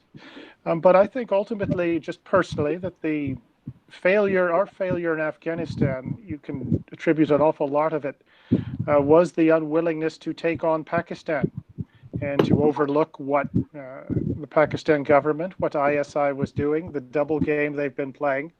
And as long as we were unwilling to do that, I think we reduced our chances of success by about 90%. So I have unfortunately, I would have to, I don't know why it is we did that, but I think it is the excuse was, well, if we don't have Pakistan's cooperation, we can't operate in Afghanistan. Logistics would be too hard. But I would have taken a different view of that. But it was a policy decision, and successive administrations kept at it, and I think we're seeing the results of it now. But you will find that we do spasmodically. We do very well against certain terrorist groups, but with Pakistan and its support for terrorist groups, not just in Afghanistan but even operating in India, I wish we would handle it differently. So that's a really long way of saying that I don't have a good answer for why we do it. But there's some substance to there is some substance to the criticism there. It's been a bipartisan achievement, unfortunately, on the U.S. side. Additionally, with Iran, we haven't done it the way that we might have. There's, for whatever reason, it's always too hard to take them on, and maybe that's something that you will find in the American approach to terrorism, is that there's always an excuse not to do the hard work, to really go after the terrorists, but also the government supporters for them. So I wish I had a better answer, but I'm probably just as disappointed as the person who asked the question. So Sam, thank you very much. Sam, I guess that it answers your question as well. Rahul Banerjee, he is asking Lincoln Parker, how would Australia Indo-Pacific alliance with the US affect the economic interest with China? Though you have already spoken, Lincoln, but you may like to just repeat few of the points very, very briefly. Lincoln, please unmute your mic. Yeah. Yes, can you hear me? Yes, loud and clear. Yeah. Yeah, could you just repeat the question? Well, he says that Rahul Banerjee wants to know if Australia has an alliance with US in the Indo-Pacific. What he means is probably the security alliance. Then how would it impact the economic interest of Australia with China? Well, so far it hasn't impacted the economic outlook between Australia and China whatsoever. I mean, it's well known that Australia has long been an ally of the United States, and that's not going anywhere other than forward and becoming stronger. Look, the fact is that China needs our resources. As much as a lot of Australians and mainstream media and commentators like to say, well, Australia's nothing without selling our stuff to China. Well, really, Chinese factories shut down without our resources. And so we are always going to have a strong trading relationship with China. We're going to be trading with them for a long time to come. They need our coal, they need our resources, they need, well, we're developing rare earths now, but they need those, they need food.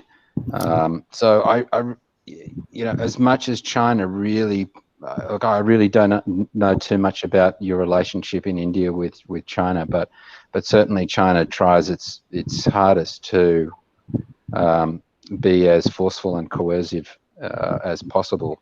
But at the end of the day, Australia has to stand up for itself.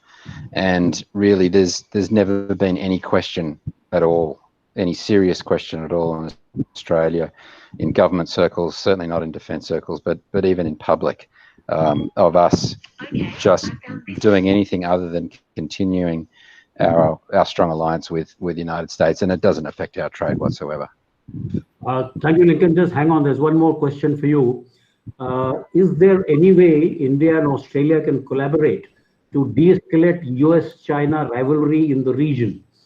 Can the drive for hegemony be replaced with cooperation in the face of an interlinked world, keeping in mind the more compelling reasons like pandemics, climate change, and terrorism? That's Anupama Sharan's question. Lincoln? Look, collaboration, I think, not just across military technology, but in terms of working together, whether it be being interoperable with your allies, is crucial. And certainly a niche force like Australia, I mean, we're very good at what we do, but at the end of the day, we're a small country with a small defence force. We've always had to be interoperable with other forces, and that's absolutely key, particularly in today's warfighting environment. And we've always done that. Even before Federation, we fought the Boer War. We fought alongside Indian forces in World Wars I and II, and indeed most people wouldn't even know that Indian and Australian forces fought together at Gallipoli. So, as the warfighters would well know, it's teamwork. You have to be interoperable.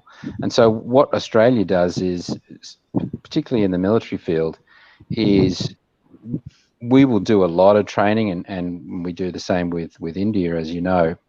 Perhaps we could do more, but certainly we do a lot of training with the United States.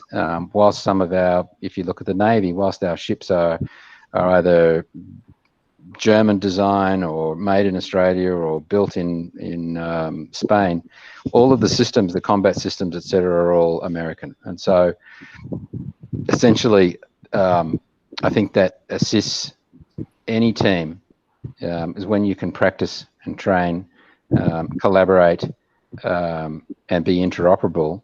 You're far stronger than being by yourself. And certainly that's exactly what Australia does with the United States. We're doing that more now with our Pacific Island neighbours. We'd love to do more with Indonesia, which is a key country in our region. And so, yeah, and especially if I go to my region, my area of military technology, collaboration is, we're already seeing the benefits of that. We're putting out some incredible cutting edge technology, military technology, which is going to make some military planners in China blink a couple of times. And when you do that in conjunction and collaboration with other countries and other outfits, you get a much better product and a lot faster.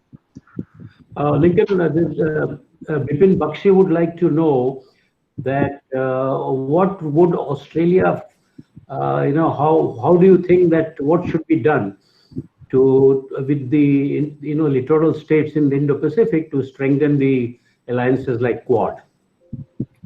Is there something which you want what can Australia do to strengthen the Quad? What can it do with the littoral states? Yeah, I think the Quad is a fantastic undertaking, and if we could supercharge that, then that would be great. And if Australia can play a role in terms of whatever Aussies do, we don't look down our noses where we're just former convicts. Wherever we can sort of play a role of being the gel and meshing between perhaps you guys and the Yanks, whatever we can do, I think we should be doing.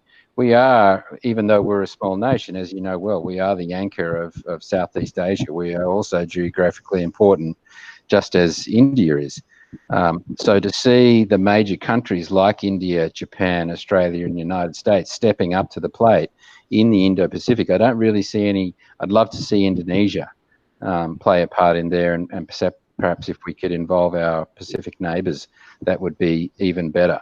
But it gets back to those like-minded nations who value democracy, value human rights, and not free trade, fair trade.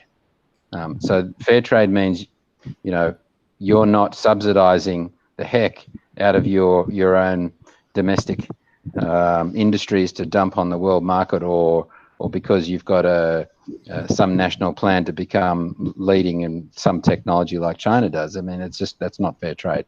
And so I think by these democratic countries coming together to not just to collaborate, but to lead, I think then also puts into the minds of the public in our crucial region that, well, there is a counter to China. It's not just America, but it's the locals. And I think it would be great to see India, in fact, step up there, as you are the world's leading democracy, the world's largest democracy, and we have so much in common. So yeah, I would love to see that continue. Nupmanji, your second question, regrettably, I'll have to leave it because that might just take us away from the subject that we are discussing. It is more getting into the, the terror funding, etc., etc. Let me see if I missed out any other question. Aditya ji, can you see any more questions? Yes, sir. Yes, sir. Just a moment. I don't see this here in the chat.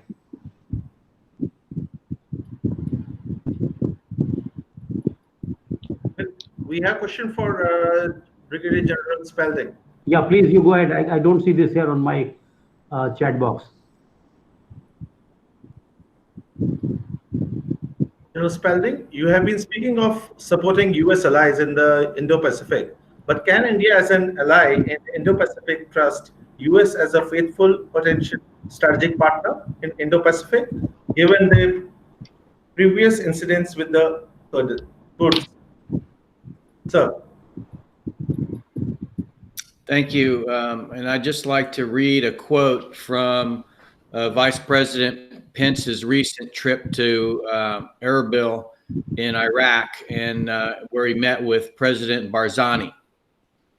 He said, on behalf of President Donald Trump, to reiterate the strong bonds forged in the fires of war between the people of the United States and the Kurdish people across this region. And on that basis, we will together build a peaceful and prosperous future.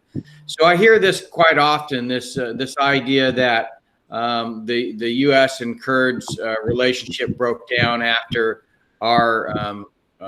after the president's decision with regard to Syria.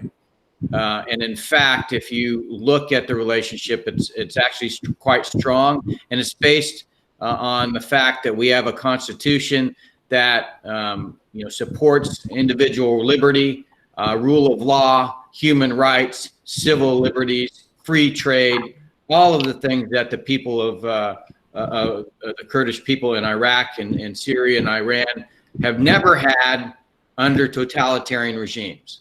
And so this is a frequent refrain, and I absolutely, with strongest words, vehemently repudiated. It's not correct, and it doesn't represent the United States-Kurdish relationship.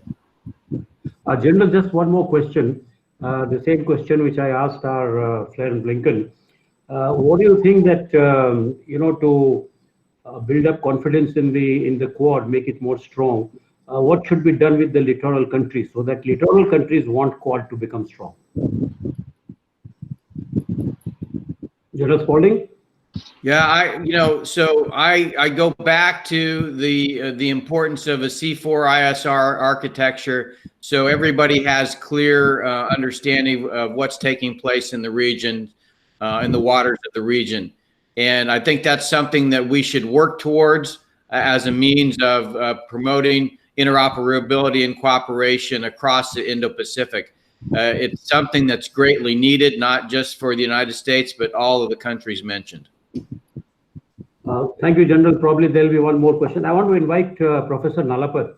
There was a question asked that what does India want to do? What does India want from the US? We haven't understood, just like they didn't understand Japan.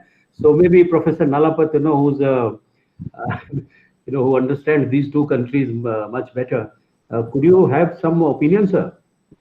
Admiral, I just want to what General Spalding had just said. I'm so delighted that the Kurds are delighted, because when you check the social media, and a lot of Kurds use social media, somehow those particular messages are getting very badly suppressed. And the contrary message is coming out that the Kurds feel very upset about what's going on. As far as I'm concerned, I'd like to say, I go to DC. I frankly have, I have a lot of regard for DC, and in fact, a tremendous amount of respect for the Hudson Institute. Now, I was thinking that the Graham-Van Hollen bill on sanctions against Turkey will sail through the Senate the way it sailed through the US House of Representatives. And Mr. Graham, Senator Graham and Senator Van Hollen seem to have had a lapse in memory. Nothing has happened to that particular bill. So I'm not sure if, by the Constitution of the United States, it's Erdogan who's the real Democrat, but frankly, from the information I have, which of course is not as good as the information that's available to the government of India or to you or to anybody else maybe, a lot of very nasty characters have been and are being supported by Erdogan. And frankly, the Kurds, I think the same thing was done to the Kurds, removing them from their prime line of defense, as was done to another country in Europe in 1938, which I'm not going to name, and which had bad consequences. It's not going to be the same consequences here, but Erdogan is fortunately not on that scale. But I just want to say that I respectfully disagree with that. As to what India wants, I don't know what, in India, we're a democracy like the US is, and every one of the 1.3 billion Indians has a separate opinion on all this. I'm sure everybody in this group has separate opinion. I have long been wanting a situation in which we go back to 1939 and Winston Churchill saying, give us the tools and we'll finish the job. And way back, if I think Admiral, you would have come across this, the Kitty Hawk.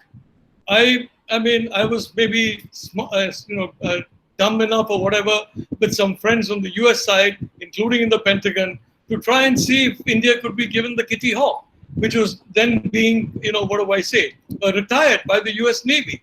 It would have been a tremendous statement of an alliance. And I do believe the Navy needs to be significantly strengthened. The Air Force needs to be significantly strengthened. And the Army needs to be strengthened in India to play its due part in strengthening the Indo-Pacific.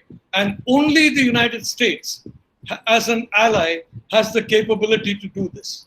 You have stray things here and there like USS Trenton, but Kitty Hawk didn't happen. It was a good idea, bad idea, I don't know. But I would say that the only way we can strengthen our defenses is if the United States adopts the same foresight as Roosevelt did and says, look, we have to ensure that this military is given the tools it needs to finish the job, which is peace on the Indo-Pacific. Five Eyes, for example. Why only Five Eyes? Why not India? I think we have more English-speaking people in India than we have in the United States. Especially these days when Spanish is becoming the second language in a large part of the US. I'm sorry, that was supposed to be a joke. I just want to end with one point, Shekhar. So I said, I repeat, give us the tools and we'll finish the job. Do what Roosevelt did. And I can assure you, Indians will react in a good way. Indians are extremely grateful people and they don't give up their allies. There's a lot of talk about India and the Soviet Union. I don't remember a single Indo-Soviet military exercise. I don't remember a single Soviet soldier coming and visiting India, except maybe on holiday or to their embassy. I don't remember a single Indian person going there except for terms of procurement. But in the United States now, we have a very wide-ranging engagement on an entirely different scale and level because we are democracies. But when we look at the Trump administration, frankly, look at the way that the USTR is putting pressure on us in pharma, in IT. It's crazy. They're being insulting, obnoxious to Indian negotiators. They're refusing to meet with Indian negotiators unless we concede in advance. What's happened to USTR? I don't know if the USTR knows that India is a democracy. I'm sure General Spalding knows. I'm not sure the USTR knows that. So this is something which you cannot say to India, shoulder a big burden on security side and we'll squeeze you on the economic side as well. There's got to be a give and take. As the Chinese say, win-win, not zero-sum. And I want to just end with one point. I'm sorry, General Spalding, you are going to be outbidden by the Chinese in your technology and the Sino-Russian alliance in aircraft, ships, and everything else, unless you can fabricate a lot of that in India in the years to come. So a part of that fabrication of aircraft, of other things, will have to be fabricated in India if you need to compete on price, quality as well, with the Chinese. So frankly, Shekhar, this is my personal take on what India needs. And I do hope one day we'll have a Roosevelt in the White House, because I do believe in Prime Minister Modi, we have a leader who understands fully the importance of the Indo-Pacific and who reached out to the United States, the very country where 2 administrations denied him a visa, reached out to the US in very warm way within hours of being sworn in. Thank you, sir. I think that was absolutely on the dot, and I wouldn't disagree with anything that you said. The technology is what we are looking for in production here. Hopefully, I have a sense that maybe these things will change. These things will happen probably after the Wuhan pandemic dies down. General, would you like to make any comment on that? General Spalding, can you unmute your mic? Yeah, I think it's clear that we need to have a stronger tie with India. I think both sides could work harder to make that so. And I think more importantly, as two strong democracies on opposite sides of the world, I think it's incredibly important that we do so. I think there are structural challenges that, and there's issues of trust that still, I think, pervade the relationship. But I'm hopeful that, being 2 strong democracies, that we will, forge closer ties. I think the relationship that Modi and Trump have been fostering is positive, and it works us towards that eventual future. So I'm hopeful, and I think there's going to be a strong economic, financial, trade, informational, military relationship between the U.S. and India as we go forward. I'm not pessimistic at all. So, General, are you suggesting that we want Donald Trump back in the White House in the election? Well, I'm focused on countering Chinese Communist Party influence in the United States, protecting Americans' data, reinforcing our infrastructure and industrial base, really rebuilding the country, because we've allowed it to decay with this very tight relationship with China. So this economic decoupling will accelerate, thankfully. Unfortunately, due to the coronavirus, but thankfully that's a silver lining in the cloud. And as we decouple, we're going to reach out to democracies to more strongly couple for secure supply chains and mutual prosperity and freedom going forward. And I know that there's a lot of pessimism out there, and rightfully so, because why we would align ourselves so closely with a totalitarian regime, again, for me, beggars belief. But that being said, we're turning a corner. Since the first quarter of 2018, the federal government has been aggressively pursuing enforcement actions on all elements of Chinese Communist Party infiltration and influence. And if you think that's going to slow down, you're not paying attention. Well, in 2017, I'm glad you said that. In 2017, I wrote on your webpage where I had said that, US cannot achieve all its strategic objectives of slowing down China and also have these economic sanctions on India. I had written this on the South Asia Initiative, Hussain Haqqani's page, and I keep writing for them occasionally. I didn't know, last time I couldn't meet you probably, but I was there in March last year. Sorry, in November last year, in fact. I paid a visit to Hudson. So next time I come, then we can have a lot of chat. I agree, but I think there's issues also structurally in India in terms of opening up to U.S. businesses. So I think this is something that we need to work on. clearly, right. but we work on it as two democracies. I agree. I agree. There is a question from Rashika, and I think I would request General Daya to take it first, and then maybe come back to Professor Nalapat. Thank you, General. Question is that China has a hold over Hambantota port, which is just a few hundred miles off the shores of India. How Sri Lanka tends to defend its position? General Daya, could you unmute your mic? Yes, can you hear me? Loud and clear. Good to Yes. see you. Yes, it is a talk always going on here, and the Chinese have invested on one of the very important strategic harbors here in Sri Lanka, and actually, after 30 years of war, Sri Lanka had to go for its economic development as a government. They were looking for investment, and we have been talking now here. The speed is very important. The Chinese have come and put money, and they have invested and developed this port. And before it was going to Chinese, the government of Sri Lanka offered it to the US, offered it to especially to India, but we were very slow from Indian side and the other Western sides, the investment coming in.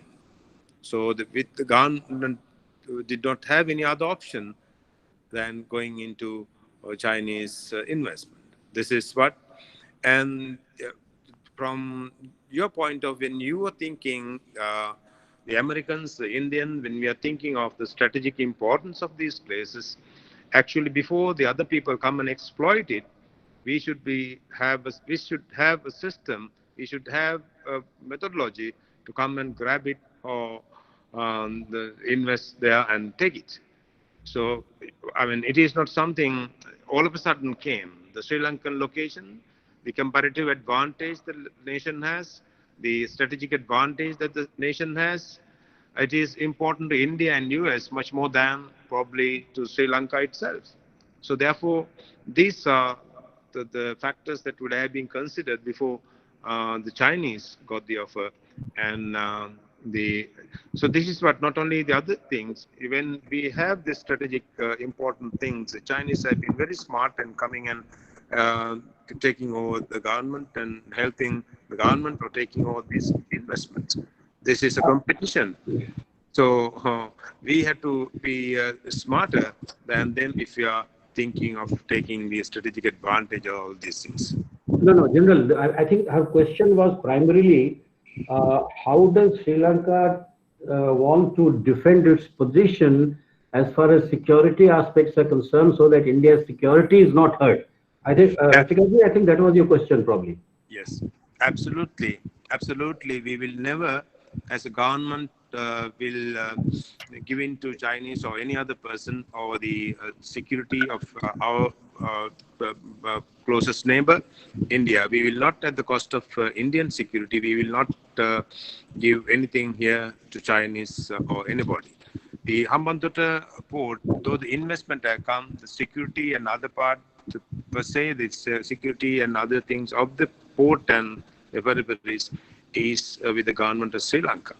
So, but the Chinese investment here is and their presence definitely. We know that it concerns the Americans and the Indians and Japanese and so on.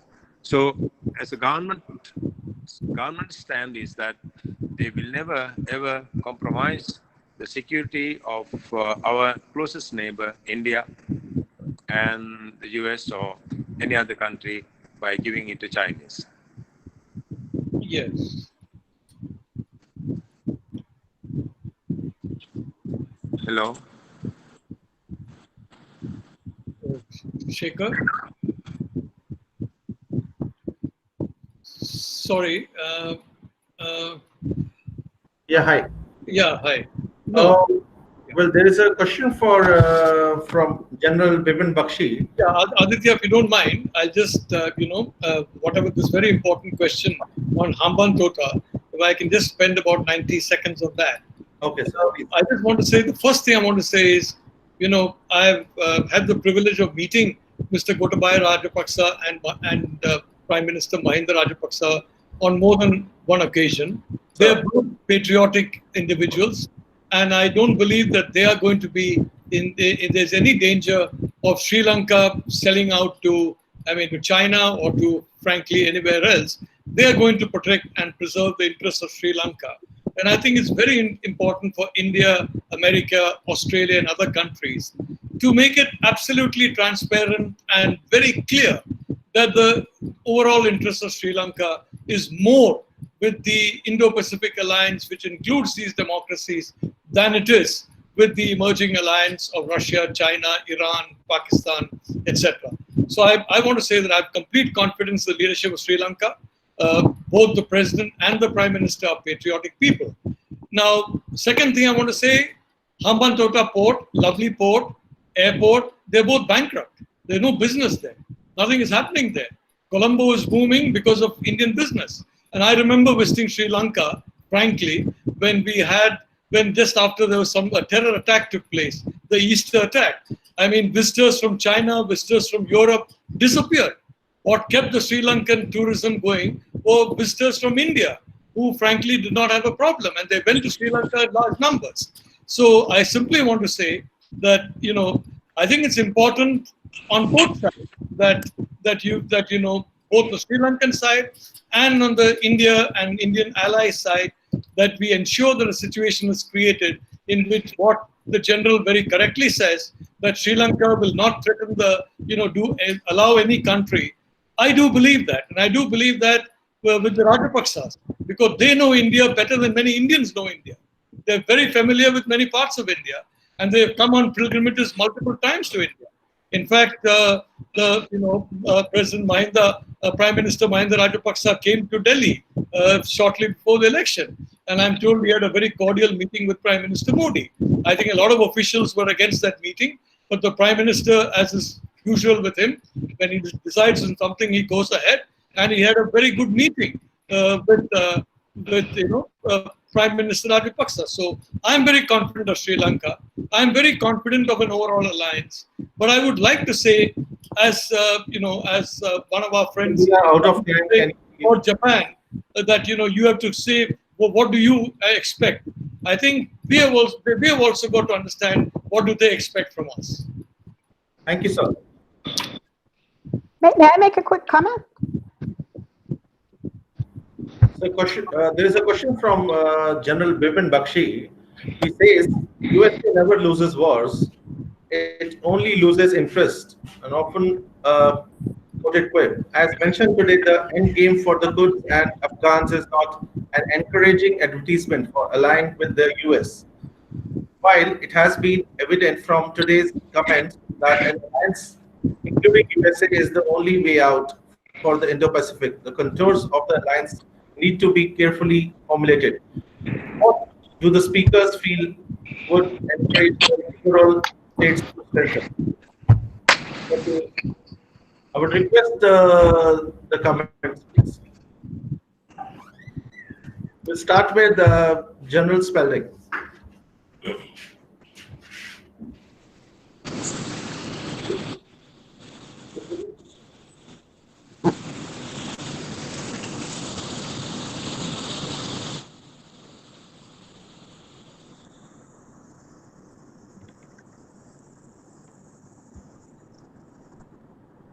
General Daya, you can start. Okay. Okay. Sorry, I missed that. Right. Can you repeat it, please? Yes, sir. The question is from General Bipin Bakshi. He says, USA never loses wars. It only loses the interest, and often quoted with, as mentioned today, the end game for the Kurds and the Afghans is not an encouraging advertisement for allying with the US. While it has been evident from today's comments that an alliance, including the USA, is the only way out for the Indo-Pacific, the contours of the alliance need to be carefully formulated. What do you feel about would encourage the liberal states to strengthen?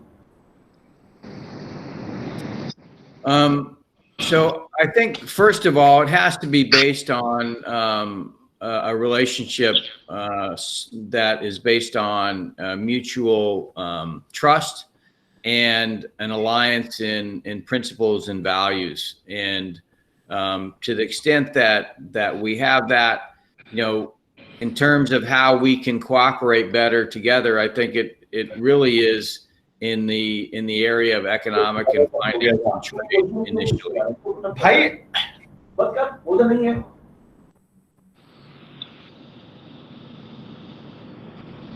Please go on, sir. And I think over time, through increased economic and trade and financial cooperation, that as that relationship grows, mutual trust will grow in terms of the more military types of interoperability. But I think we need to start very much at really how do we align our economies and our trade very tightly around promoting the prosperity and economic growth of both societies, and really work on mutual trust as a result of that. Thank you, General. I think, Aditya, this question was answered by other two speakers. Now we have a third view, and I think we should leave it at that because, by and large, it has been addressed. Professor Nalapat has already given his views. So I think we are okay with that. Is there any other question? Aditya, any question with you? I don't see anything in the chat box. Checking, sir. Just a moment. Admiral, may I make a quick comment? Could you come in, Cleo, if you wish to make some comment on this question? Well, I'll just make a quick comment on some of the things Professor Nalapat said about the Lend-Lease, give us the tools and we'll do the job. And just to end on this issue of the economic reinvigoration of the region, and what we've discussed about how the Indian government is overstretched, and which is all accurate and very well understood. And I'd just like to clarify that, the Indian diaspora is incredibly dynamic. So if you go, the Indo-American community has reinvigorated economies across the country. They're very prominent in the political sphere, and the values are the same. And so I would just say across, for example, Pacific Islands, just give us the Indians and let them do the job. Don't need the government. What we need is Indian diaspora to help build those relationships economically so that we can displace China and Indian economy can grow. Thank you. Thank you, Cleo. I think that was really a very, what shall I say, very answer which will please most of the Indians. And I'm sure they will be willing to do that. And I'm hoping that it should happen in the very near future. Aditya, any other question in your chat box? Sir, we have last question from Shipujan Moria. He says, India-Japan relations in the Indo-Pacific is very concern for us. If anyone can comment on that. Professor Nalapat, sir, would you like to take this? Sorry, yeah, India and Japan. I think possibly Grant Newsham would be probably a good idea from an impartial third-party point of view.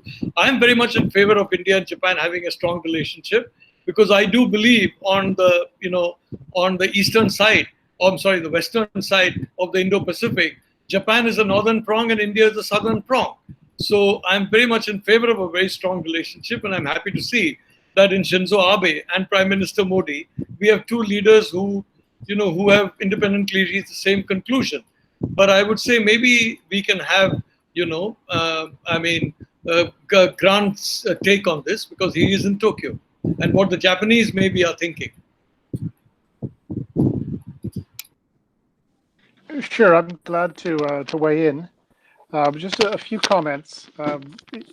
I think the Japan-India relationship is potentially a very strong one. Abe himself actually loves India. I think he likes India more than he does the United States, but he's smart enough to realize that without the US, he would be in a lot of trouble. But he genuinely does like India. If you go to Yasukuni Shrine, the War Memorial in Tokyo, there's a nice new, very well laid out monument to Justice Powell, who was the Indian judge on the war crimes trials. But the concern that I would have, if in terms of actually operationalizing or making full use of the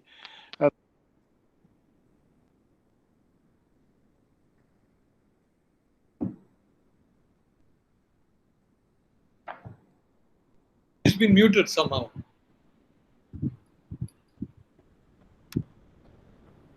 We have one more question. It says, how much space? How much space will be there for Indian interest in the region?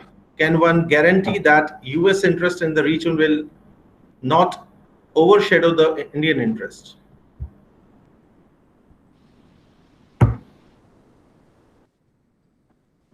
General Bob, would you like to take this up? General Spalding?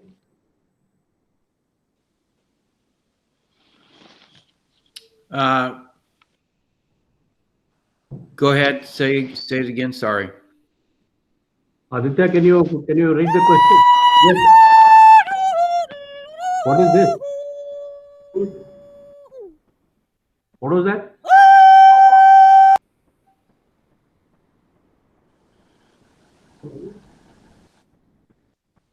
Someone who doesn't know how to sing.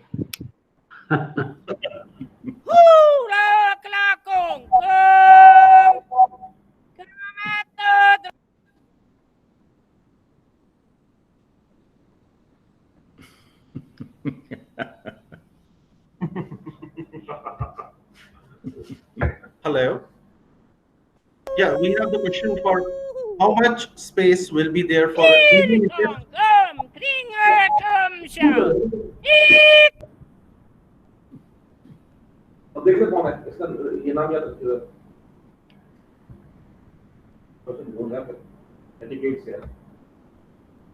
Yeah, we have question that how much space will be there for an Indian interest in the region?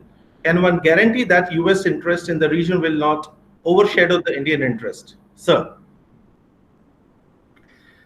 Well, I think, again, India is a sovereign country and it's quite capable of representing its own interests. And I think, the United States is not going to be able to bully India into doing anything that it doesn't want to do. I think it's really about what kind of role India itself wants to play in the region and whether or not it wants to take a leadership role in terms of defending the Indo-Pacific.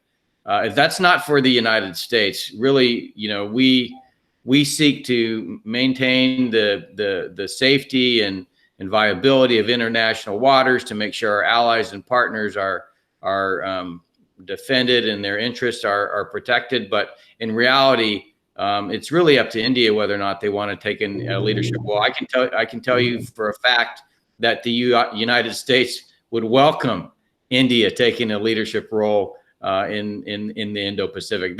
There's no question. In fact, there's Graham Allison's book on the Thucydides trap.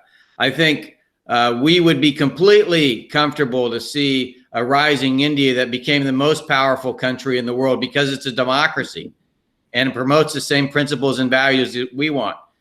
It isn't not necessarily the case that the United States has to, always be the one championing those principles and values. It can be another democracy. And I, for one, and I think many Americans would echo this, would love to see India taking that role on. And I think if we work together, that is entirely possible. Thank you, General. So that brings me to the end of this session. We are running out of Excuse me, time. Sorry? Excuse me, this is Grant Newsham here. This is Grant Yeah, Grant, Newsham. you're back? I wonder Okay. if I could just finish. Yeah, Grant. I wonder if I could just finish up the. Okay. I thought we had lost you. Yeah. Okay. Yeah. Regarding Japan and India, as I said, Abe loves India, but the Japanese military just doesn't have the resources to do much in the Indian Ocean. really they've done about all they can do. They just don't have the people, the hardware, etc., or the money to do much out there. So I wouldn't get my hopes up. But at the same time, if it would be possible to sort of capitalize on, say, niche contributions the Japanese could make, that would be very helpful. And they do have some very good, as mentioned earlier, in anti-submarine warfare. Their maritime surveillance is also excellent. But if anything that could be done to draw them in would be a good thing. And additionally, they've got a new amphibious force, which if you could get them out there to actually get out of the sort of the Pacific region into the Indian Ocean, do an amphibious operation with the Indians, that would be another opportunity. But the Japanese military really isn't even the sum of its parts. And that's a drawback. If India could encourage the Japanese to start spending more on defense, to developing real joint capabilities, that would be a good thing. Maybe they would listen to the Indians more than they do the Americans. It may be hard to believe that they are in that bad shape, but they don't have a radio, for example, with which the air, sea, and ground forces can talk to each other. But the Japanese Navy is excellent. It's undermanned, doesn't have enough ships. But that's really is the bright spot. The rest of the Japanese military really needs some work, and that's one of the reasons this administration has been pressuring them. Will they succeed? I kind of doubt it. But opportunities with Japan, but there's some limits to what they can do. So see how it goes. Thank you. Thank you very much. And all that remains for me is to make a few concluding remarks. I don't have many because we have had some very, what shall I say, outstanding remarks made by everybody, and where discussion was very frank and open, and that's what we need to do. My own sense is that we have had a lot of missed opportunities in the past as far as the Indo-US relations is concerned, basically to understand each other. And the fallout of the Cold War and the belief that India was very close allied to the Soviet Union, which Professor Nalapat very rightly brought out that it was never so. We bought it because we didn't get it from anywhere, whatever, and we got it cheap. But now we are in a situation where we can actually turn around the whole thing. And therefore, since we have started late, the US should not always think that India is already at the level that it would expect other democracies in the area to be, because we haven't had a very good equation for a long time. So I think it is already work in progress. Both President Trump, he's trying very hard, we know it. But even in 2009 or 10, when Secretary Leon Panetta became the Defense Secretary Defense, we gave him a sort of amended form of the COMCASA, and it has taken so many years to sign. And finally, US has agreed to all those points that we made. It was running into some 167 pages. I was heading the Joint Service Headquarters at that time. So we have had this problem of how much to trust, how far to go, and it is from both sides. And as most of the speakers said, that we need to take that gap off. General Spalding said very, very clearly that US will be very happy if India takes the leadership. Is India ready? And for that, I would say that technology is required, because when you say, are you ready to take leadership, it means you want to resist the Chinese influence in the Indian Ocean region. And secondly, our biggest concern, this Indo-Pacific strategy does not address the Western Indian Ocean problems, which is our main problem. Again, now I find that, the Pakistan falling into sort of, you're leveraging Pakistan, which you will, but which is right for US to do. But that does not help the Indian interest. That is one. Most of the terrorism problem, if you see, it is all littoral of the Western Indian Ocean. And we don't have a very institutionalized mechanism with the CENTCOM. Right now, we have an officer who's there as a liaison officer, Lieutenant Commander so-and-so, and likewise. But it needs to be institutionalized in a manner that it is useful to the Indian government, to the Indian Navy, really to be online and absolutely online at all times. Sending an officer and sending a summary may not help. I personally feel, having commanded the Western Naval Command, that there is a reason, there is a need. And the second suggestion that at least we have been making, to my knowledge, I left about 6 years ago, that the Fifth Fleet must also start operating from Duqm, where you got a very big berth, and you should not be totally dependent inside on Bahrain, because this Iran will remain a chronic problem. Saudi Iran will never become friends. China is coming to a Gwadar and is going to keep monitoring your movement in and out. And many times he might just declare a maritime exclusive zone as far as the the trade is concerned.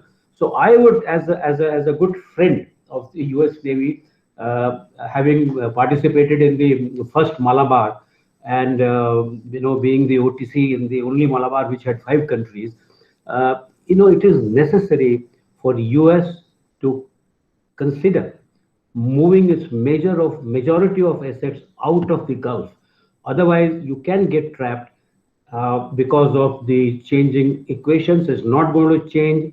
It's not going to become any better. Your policy on Iran is such that it actually it also hurts interest of India. For the oil, amount of sanctions, we have a couple of refineries can take only Iranian oil. We had to shut it down. Particularly in Bangalore, I think Professor Nalapat would know. The Kudrmukh iron ore project, it was, sort of barter. But we had to stop all that, and, the production went down, and we had to go for strategic reserves. So these are the fallout of that. And this is exactly what I said, that the shifting US policies may not help accelerate accelerate the whole mechanism of meeting the strategic objectives of the US, of India and Australia and Japan. Coming back to the Australian issue, I feel that, Quad right now is not a security gathering at the moment. And I don't agree with the concept note, Aditya ji. It's not correct to say that, it's a security, no. The Chief of Naval Staff and the Prime Minister have very clearly mentioned that it has an economic agenda as of now. But considering that in the Malabar, Australia is now going to be participating, and you are talking about these 4 countries which are in Quad, sooner or later, my sense is that might become a structure for the Indo-Pacific security. Number one. The second thing, I met some of my Chinese friends in a Colombo seminar in the month of January, and there was a question from one of the Chinese think tank, who's an official think tank, government think tank, who said that, what do you think of Indo-Pacific security architecture headed by China? And it really took everybody by surprise. And we have had the former ambassador of US to Robert Blake. He was there, and he was chairing the session. So I raised my hand and I said, I'm sorry. First of all, Indo-Pacific leadership is not something which is lying, like peanuts and you come and pick it up. There are a lot of objections. All your neighbors support you because they are scared. They're very small. And there's no question of India succumbing to these kind of pressures that you're not a resident country. You are not a resident country of Indian Ocean. What is the question of you being, Indian Ocean? No. You can go to Pacific, do what you want. But this is what the discussion was. So I think that, this, I mean, it's a wrong thing to say, but Corona has really, Wuhan virus has really slowed down all this thinking. But the Chinese Navy has already restarted its, the travels, and aircraft carrier was out. And yesterday I read somewhere that, is going to have, they need to have 6 aircraft carriers. And this is how they live in the public domain. And subsequently, that becomes the truth.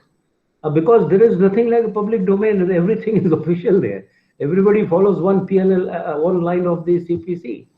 So I think dismantling CPC should be the internal objective of all our intelligence agencies. But I sense that there will be regional alliances, there will be regional cooperative mechanisms post this pandemic, because the trust on China has diminished in many countries, including his friends. As you know, Japan is already investing $2 billion to move their industries out of PRC. Taiwan, there was a big business delegation just before this Wuhan crisis started, and they had a meeting here with the FICCI and other trade organizations. A lot of them are looking at. So I sense that there'll be more of regional cooperation and moving out of all the big supply chain issues or supply chain factories, industries out of China is going to happen, and US is going to do more of this, and so will Japan and Taiwan. So I am quite hopeful. I am very optimistic about it. Though Professor Nalapat saying, there's nothing short of alliance. You are a 2+2. What is it that we haven't said it is an alliance, but there is nothing really stopping us from doing whatever we are doing. We have a structure of Malabar.